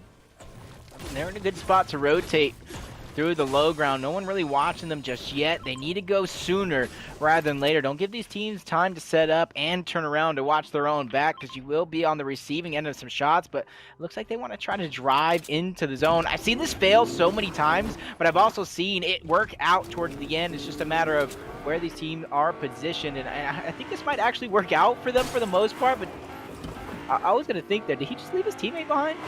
Had to have been a solo. It had to have been a solo, because remember, it does look like Ionic is down. So it's just right? Moisty and Logical rotating in here. They do get an edge position in zone, building all metal, making sure that, hey, if I fully build this out, we should be secure and no one should focus us. Looking back, now we see Loco, Stella, and 13 rotating out of Sweaty, but you can see them marking this other team. They said, hey, listen, be careful. It looks like they're attempting to take some shots, and that's exactly what they did there. So they're going to go ahead, rotate, gather some information, take some pop shots back, hopefully causing the other team to stand down as they finish their rotate in. Loco, Stella, and 13 looking to stay as far away as possible. Again, you see that pump shot go into the bush just to make sure no one is hiding in that bush there, because that is the strategy. I've seen it in FNCS. I've seen it in other major tournaments, and people end up losing their trio to it. And as we talk about that right now, you can see Cake and Vex all are both sitting in that bush there. Will they be able to secure some Elan from the bush? We don't know, but we will see. Loco, Stella, and 13 here attempting to get some eliminations as well. They're shooting back towards Matrix and team. Will they be able to do it? Doesn't look like they're able to secure even any damage, and they still have to rotate in. They're going to utilize the shockwave to rotate. And here we go. They get into zone. They're going to build up and hope that they do not get focused. Dorbs, Matrix, and Forlorn hoping that they can get some pop shots as they edit this open. What will they do next? This is going to be interesting. Here we go. Zone's not too far away. But let's see when they'll begin to rotate, because early rotation for this zone is super important. Yep, and that team we just saw kind of Shockwave themselves away. They got to be beating themselves up right now. They're right there towards the zone. Shockwave basically away from that 50-50. Now this team Matrix, Dorbs, and Forlorn, they're looking to push up. They want to take as much positioning in this zone as possible. There's going to be one team waiting right in front of them towards the center, and a couple teams already towards the edge of zone. They're playing as perfect as possible, realizing, hey, let's save our mats. Let's save our shields. Don't peek for too many shots because then that just opens you up for some damage, but they want this prime real estate. They want to get towards the center. In fact, they possibly want to try to get these eliminations as well. Absolutely. You can see them push in, and remember, Matrix does have that shockwave, so there is potential for them to utilize that to get height here. And it might be that play that they're looking for, but they're just looking for the right timing. Gathering information here, making sure that, hey, if we do make this play, it is the right play for us. But they are in a good position. However, they are a little low, so they won't be able to get as many shots out on the people rotating in as they potentially could if they were on height. Now you can see they open up. They're attempting to take shots. They're actually rotating back towards their old builds because they see those people rotating in, hoping that they'll come towards those old builds and be able to get an elimination as well as a refresh, which will be needed going into this end game. This is going to be huge. You got to make sure, like I said, you save as much of that shield as possible, especially those chug splashes. You're going to end up in a tight spot where you need those heals and don't have a ton of time to do it. Those med kits are going to be so hard to pull off. You want to make sure you save those chug splashes as long as possible. But a fight going down, lots of loot up for grabs, and Loco, Stella, and 13 are going to be the ones getting a lion's share of that loot. You see the bandage coming towards the backside. They get their shields. I think almost all players are going to go to 190 or 200 as soon as Loco pops the shield. But it makes me wonder, is he possibly waiting to get a kill and refresh that way? That way he keeps the shield towards the end. But both players, they're wasting no time. These teams are going head against each other, trying to get that piece control that we've seen earlier on. Absolutely. Stella here, again, rocking the shockwaves going into this end game. It almost seems a bit of a risk utilizing it, but if they are going to utilize it, they're going to need to utilize it now, and it does look like they're going to use it. Here they go, getting in the zone, but getting beamed. Ooh, Stella down to 5 HP. One shot could take him down as he gets in the zone. He has to stay away from the edge of the zone here. He's going to go ahead and build out. 5 HP, needs to stop, heal. Here we go. He's going to take a couple minis and get a little bit of health on him and hope that he can get a refresh or an elimination. He's going to utilize one of these other shockwaves, secure his spot closer to zone, but not quite in zone. Here he goes, looking back, taking some shots on, it looks like Jumpman and Exergy, but not able to secure any kind of elim on them. Loco goes down, 5 HP only. So that leaves 13 and Stella alive here, and Stella goes down, getting beamed in the air, leaving only one player left for that trio. Now Ray, Darkor, and Speedy sitting here. Ray has gone down. Will he be able to recover? It does look like J-Free, D-Mer, and Cloud are securing some elims here. They said, hey, listen, we're not going to let you near our spot without you paying a price. Here we go. They're shooting in, making sure that they have are continually applying pressure. And it's really important that they continue to apply pressure from height so that they can maintain height here. Notice that J-Free has 2 different assault rifles in his inventory and tons of ammo. Yep. And this is where he has those rifles, the Scar to do a little bit of spam, the AUG, FAMAS to try and get those last second shots as the players trying to escape. They're maintaining the high ground, which is huge. Speedy gets shot out of the air like Skeet shooting, and there it goes. They're going to continue raining fire down from above. 5 teams remain, 11 total players. 3 of them belong to one team, and they continue to hold on to the high ground. They're only about 3 layers ahead, but they're not letting up. Cloud making sure he shoots shots from all different angles. J-Free holding the high ground as well, but he's actually going to drop a little bit. He's trying to go in with those pump shots. Somebody steals the high ground for a moment. J-Free going up. He's trying to reclaim it, and this is going to be the last moments of the match. 3 teams remaining. Here we go, going into those last moments. As you can see, Shark, Dank, Diddy still alive. Again, those dominant placement players with only 2 eliminations going into this end game. Here we go. They're going to go ahead and go up against this. Diddy does go down. Will they be able to maintain their lives here in this end game? It does not look very good for them. They are going to refresh real quick here with Shark, but no heals as he sits on 36 HP. There you go. Shark is taken down. Dankline is left by himself. He's going to go ahead and edit out. Not much else he can do here as they continue to push in. Oh, he is able to hit Derbs with 130 headshots. He's able to take out another player. He continues going forward. J-Free is sitting here. He's waiting for him. He knows he's in zone. Will he be able to secure this elimination? And J-Free secures the elimination and takes the victory royale with D-Mer and Cloud. Oh my God, Dank line towards the ending portions of that one almost gave me a heart attack. But Jay Free and D-Murph saving my life, saving their own, getting the elimination, getting the victory royale. And this was one of the top teams on the leaderboards. I can't wait for this leaderboard to pop up because I'm so waiting. I'm so I'm teased right excited, now for man. seeing leaderboard Look, number 4. I think we missed out on leaderboard number 5, so I have no clue. Sharkman, Jay Free, Speedy, so many teams have what it takes to be the top team in this tournament, but only one team will take the crown. well, remember, we were able to see leaderboard number 5 right at the end there before we went into this one. So it's going to be interesting to see what happens. Looking at Deemer there, he looks pretty ecstatic being able to take game 6 with his trio, which is extremely impressive. They've been a very, very consistent trio throughout this entire engagement. I'm really excited to see where they end up on the leaderboard. We know they're going to be top 8, but will they be top 3? That's the real question. But before we go these leaderboards off, I want to go ahead and say this isn't the only tournament we're doing at Nerd Street Gamers. Next week, same time, but for the West community, we got another Trio Arena Showdown from Customs and Nerd Street Gamers. Your chance to win your lion's share of $500, and you can do it on West. So if any of you East players even want to try and come over to the West Coast and take the crown away from us, you're going to have your opportunity. Like I said, October 15th, 6 p.m. Pacific time. Make sure you guys sign up because I see a lot of names in chat, Panda. A lot of people missed out signups for the 8th. Now you guys have a week, not only to prepare, but to sign up and get ready because it's your chance to shine. FNCS is right around the corner as well. Lots of money to be made. And exactly. And you have to remember, there are tons of eyes on these community tournaments. So this could be your chance to be seen, be heard, and for you to gain some earnings in this Fortnite community.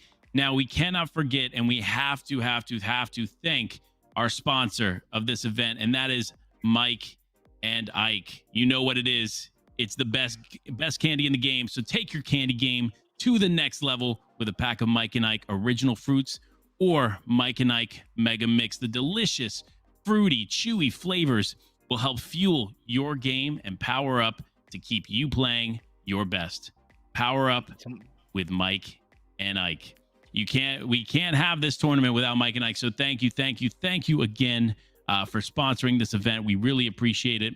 It has been an incredible 6 games, an incredible opportunity casting here with PR. I thank you guys at Nerd Street Gamers as well. It has been a spectacle of sorts for sure. Yep, and to me, I'm still just waiting. I'm over here just trying to remember Game 5 leaderboard, who had what points. Shark was near the top. This guy won. That's a 30 placement points. But then I got to remember all those eliminations that came through. I'm just like, oh, man, which one of these teams? Did I pick a winner? Did I pick a winner with Sharkman and his trio is what I want to know. It's going to be close. They were close in that end game, but they did get eliminated. Yeah. They did not take that first place, as we saw. But there is potential for them to still be in that first place slot or potentially at the higher end of the leaderboard. We will see here shortly. But until then, let's go ahead and let's talk about some of these other notable performances. We did see a ton of great things. We saw some great snipes. We saw some great clips from the overall 6 games. So thank you for all the to all the participants in this event. It was an incredible event. And thank you all for participating here, and you did not get missed. We saw tons of great action. So it's not just Shark, not just Diddy, but you all did an incredible job. So give yourselves a pat on the back for that one. It was an incredible game, an incredible spectacle to see. Yep, and this is where we're coming down to the wire. Those scores are getting tallied up. We're just trying to figure out who was on top. I know in terms of eliminations, I almost got to go with Speedy and his team of, I do believe it was Ray and Jarkor. Almost all throughout these 6 games, these guys were slaying out. I think they started off the day, game number 1, with 12 eliminations. I think they had game number 2, they had 10. I think one of the biggest things that they ailed in was finishing off getting those placement points, and that makes me wonder if they changed up their strategy, if they changed up their game plan moving from mid game to end game, because they don't play anything alike. You need to have different styles of gameplay to kind of go with different stages in the game, and having that fast, whether you're being aggressive or you're just being fast moving through, avoiding the storm, that's going to be so crucial. I think that was one of the biggest things. If they did not come in first place here after game number 6, that kind of ails them. So when they go back and rewatch this, watch the VODs, go into their next couple of scrims before FNCS, they need to take note. Hey, we have the mechanics, we have the slang. Let's start playing a little bit smarter, realizing we could be good enough to take and win every fight, but you need to be smart enough to realize you don't need to take and win every fight. 100%.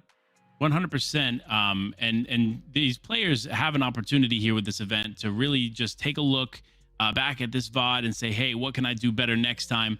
But before we find out the results of this, we're going to go ahead and take a quick break. We will see you all in just a few moments with the results of this, so stay tuned.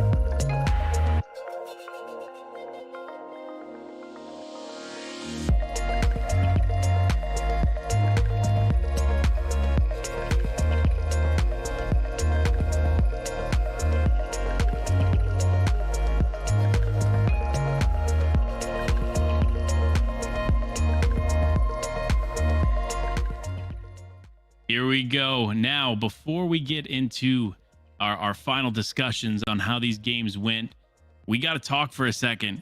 It looks like there's some beef taking place in the chat. Sharkman accusing Jay Free of some teaming here towards the end game. Look, number one, Jay Free, I saw that all you want is Mike and Ike's. I'll hook you up. I'll set you up with a box of Mike and Ike's. Don't you worry about that. Number one. Number two, it's a bit of a stretch. I don't want to say that it didn't happen, obviously, because I can't prove that without a shadow of a doubt, right? but it's a stretch knowing that, hey, listen, you guys wore these skins, you guys were consistently together, you guys knew that you guys were in the end game. A lot of that information is there available. Was it teaming? I personally don't think so. However, Sharkman, you and your trio were so consistent, so Mhm. impressive. I know PR myself, blown away even on break talking about your consistency. Same thing, Jay Free. You all were able to secure some incredible work here in this tournament. So I thank you both. But remember, listen, there's a lot of stuff going on, and accusations being thrown can be harmful. So don't forget about Yep. that. But PR, what are your thoughts on the bit of beef here going on? I mean, I'm just reading Jay Free's explanation of it all. I mean, if you guys paid attention to Fortnite way back in the history, I don't remember what event it was, but it was one of those events where I do believe Zexro was kind of in first place. This is back when we had Viking Mountain, and he had one of the best Japanese players kind of land on him and kill him. Zexro was sitting in first for so long, and maybe it's just me. Maybe I come from a different style of game to where if I need to do something in my game and I need to take control of my game, and obviously you can't control other people playing, you go after the guy that's on top. I need him to not place first, and I need me to place well. Instead of allowing him to pick up eliminations throughout the course of the game and up his score and make it so much harder, I try and eliminate him. I try and get him out, whether I'm directly shooting him or I'm directly, taking out his covers and doing things like that. So that way somebody else can get that elimination, because it's so crucial in Fortnite, especially a point-based game. You're not necessarily playing to eliminate the other team. You're playing to get the most points and be one of the last players alive. So in my book, I almost would have done the same exact thing Jay Free did. Wait for the perfect moment, realizing my enemy needs to lose this game, or I need to win. I'm gonna third party him almost every opportunity I get. So I don't think it was teaming. I think it was smart play, and he won himself a box of bike and Ikes, and I'll take his cash though. I'll take it if he wins. No, absolutely. And look, even Dank's coming in like, hey, let me get to Mike and Ike's, because Mike and Ike's are the candy for gamers, without a doubt. But it really is about the consistency. Every team that participated, every team that's in that top 8 really should be proud of the performance that they put in, and utilize these VODs, utilize this, like I was ending the point before the break. Really take this moment and take it with stride. Make sure Yeah. that mentality is everything. So when you take a moment and you're like, hey, listen, these are things that I could do better. Ultimately, that's how you get better. I've watched Benji Fishy talk about it. I've watched Booga talk about it. All these major players in the game, they sit back, they say, hey, listen, I know that maybe the situation wasn't ideal, but what is X, Y, and Z that I could have done as a player to improve? And that's how you truly improve in Fortnite. And again, there's so much potential with you, with how consistent you all are. I personally, in the break, I dropped both of you or all of you a follow. I was like, Oh hey, yeah. listen, I'm going to make sure to pay attention to these guys, because there are some real talent in the Fortnite community for sure. PR, what are your thoughts? I mean, I wrote some of these guys' names down. Like I said, Sharkman, his trio is one of the guys.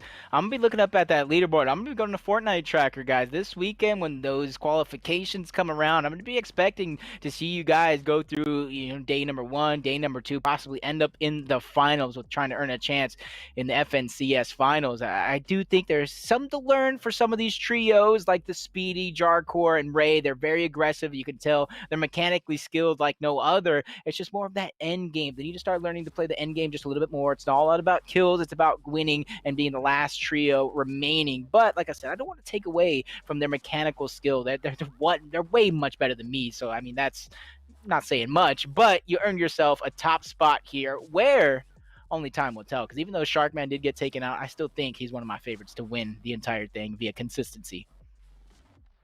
No, absolutely. And again, I can't stress this enough. You guys all had an impressive performance. You should not take that away from anything, for sure. And Jay Free, like, I see you guys still talking. Like, make sure that you take this with stride. I'm wildly impressed, and we're gonna see these leaderboards in just a few moments. But remember, listen, that 5th place could have been turned into a 3rd place if it wasn't for Mike Yep. and Ike. I'm just saying. Also with VOD review, what you did, but Mike and Ike's too. Don't forget Mike and Ike. Mike What and about Ike's. VOD review with Mike and Ike? You got yourself a nice little bowl because one box isn't enough. You got to open up two. You got to put it in the bowl because I can't have it in my lap. So you just go ahead and every good play you do, you take a Mike and Ike. Every bad play you do, you take Absolutely. half a Mike and Ike because there's always deserving a Mike and Ike. So make sure you guys are out there getting your Mike and Ikes before the next game starts. I'm not gonna say they're gonna make you play better, but they're gonna make you play better. You know. Listen, and you're not wrong. And a mix. I got to thank real quick all the sponsors of today's event: Mike and Ike, their Nerd Street Gamers merch, and Camp Yeah. Local Host. Remember, all these resources are here for you between Camp Local Host and signing up for courses through them. Obviously, Nerd Street Gamer merch is statistically proven to make you a better gamer. I'm just saying that. Don't believe me. But Mike and Ike is also statistically proven to be the best game for you all as gamers. So thank you again to all these sponsors. Thank you again to everybody that is involved. I'm watching the Twitch chat here. I'm seeing everything being said. Hopefully, I see Ray, I see Speedy here, and Iconic. let me be honest. Speedy said, "Can I please get an interview? I would love to explain our strategy." Probably not here, but Speedy, I'm on the Fortnite podcast with Monster D Face, so there's always potential to have a conversation there or have a conversation on PR on my Twitch stream talking about maybe, hey, what you did, what are some ways that you can improve. You never know. I see you guys there, but that's all stuff that would happen offline. Obviously, we can't necessarily just set you up for an interview right this second, but I look forward to possibly chatting with you in the future. Yeah, no, I definitely do, and I saw some names that I'm gonna remember. Obviously, I said Sharkman, and Nudge, Dankline, Speedy. Speedy is a name that I can't forget. I know Gears of War player named No. Speedy, so I'm definitely gonna remember your name throughout the entire thing. But Jeffrey, Deemer, and Cloud would probably be another trio I'm expected to see big things from when it comes to FNCS. I know he won himself some Mike and Ikes. He won himself possibly some money. We're waiting to see the final leaderboards, but if this man can replicate what he's able to do today, I don't think it's going to be much longer before he reaches the upper echelon of these Fortnite pro players because it's not easy to do what these guys are doing. They spend hours upon hours practicing different things, whether if it's creative, whether it's box fights or scrims and things like that. You need to have that well-balanced gameplay, and I think this is one of the trios that had it, along with, like I said, Sharkman, Speedy, and them had a very, very good slaying among Matrix, Forlorn Dorbs. I'm just interested to see how this leaderboard is going to play out because I think each of these teams have a case with their gameplay and how they played to come out on top. 100%. Again, the performance out of these guys is impressive. You all really did an extremely well job. Now, let's stop talking PR. I think it's time for what everybody is looking for. It is the leaderboards. It is time to see who ended up on top. Are you ready? Let's go ahead and get into the leaderboard now, with a number one spot being Diddy, Dank, and Shark walking away with 41 eliminations and an average placement of 2.7 with a total points of 187. Jeffrey, Deemer, and Cloud coming in second place with 36 eliminations, an average placement of 2.7, and a total points of 177. Third place being Speedy, Jarkor, and Ray with that aggressive play style of 55 eliminations, average placement of 8, and a total score of 137. Coming in number 4, we have Forlorn, Dorbs, and Matrix with 29 eliminations, an average placement of 6.7, and a total points of 127. Loco, Savage, and 13 coming in 5th place with 25 eliminations, an average placement of 7, and a total points of 123. Number 6, Good Guy, Nani, Posed, and Possessed. One of those names, again, consistent on the leaderboard. Number 6, 26 eliminations, average placement of 7.2, and a total points of 96. Number 7, we have Raph, Venexity, and Villain with 21 eliminations, 7.8 average placement, and a total points of 90. And last but not least, coming in number 8, Sky, Yuck, and Nest with 9 eliminations and an average placement of 9.2, leading to a total points of 77. But like I said, over 100 points difference between number 8 and number 2. That is massive. And that just speaks to the fact that placement matters in these tournaments. So make sure when you look at these play styles, when you look at the way that the points are structured, that you really focus on where the points are at. And obviously, here, those points were in placement. And I mean, Yep. what an incredible performance. Again, congratulations to Diddy, Dank, and Shark Man, the champions of today's Nerd Street Gamers Trio Tournament. Give everybody a round of applause because they deserve it. Our champions, Diddy, Dank, and Shark, congratulations. I know there was some smack talk in the chat, but look, you guys came out on top. And what an impressive trio performance from you all. So everyone, thank you so much to everyone out there participated, to everyone out there that watched the live stream. We appreciate all of you. Thank you so much. PR, do you have any final words before we close out? I mean, besides shout out to Sharkman, shout out to the top three, Jamer and Speedy's team. It kind of shows Sharkman, those 3 victory royales really is what kind of pushed them over the line. On the other side, Speedy, if they were able to kind of pick up their placement, probably averaging maybe 4 instead of 8, they could have found themselves on top, being that victors. But Jay Free, Deemer, and Cloud as well, 10 points in second place away from taking that crown. Congratulations to all 3 of you guys. I'm going to make sure to write your guys' names down. Stay tuned. And I'm honestly blessed to kind of cast this sort of action. So, shout out to Nerd Street Gamers. And for myself, I know not necessarily Panda, I'm going to miss you, man. I'll definitely see you guys next week and see how anybody is able to replicate this performance here today. Absolutely. So again, thank you, Nerd Street Gamers, for hosting such an incredible trio tournament. We're going to go ahead and wrap it up. Thank you for everyone, again, that participated and all the people watching at home. We really appreciate you tuning in and hope you all enjoyed all the action. Until next time, see you next week, October 15th, for another round of trio tournament on NA West next time. So I'll see you next time. Everybody at home, enjoy.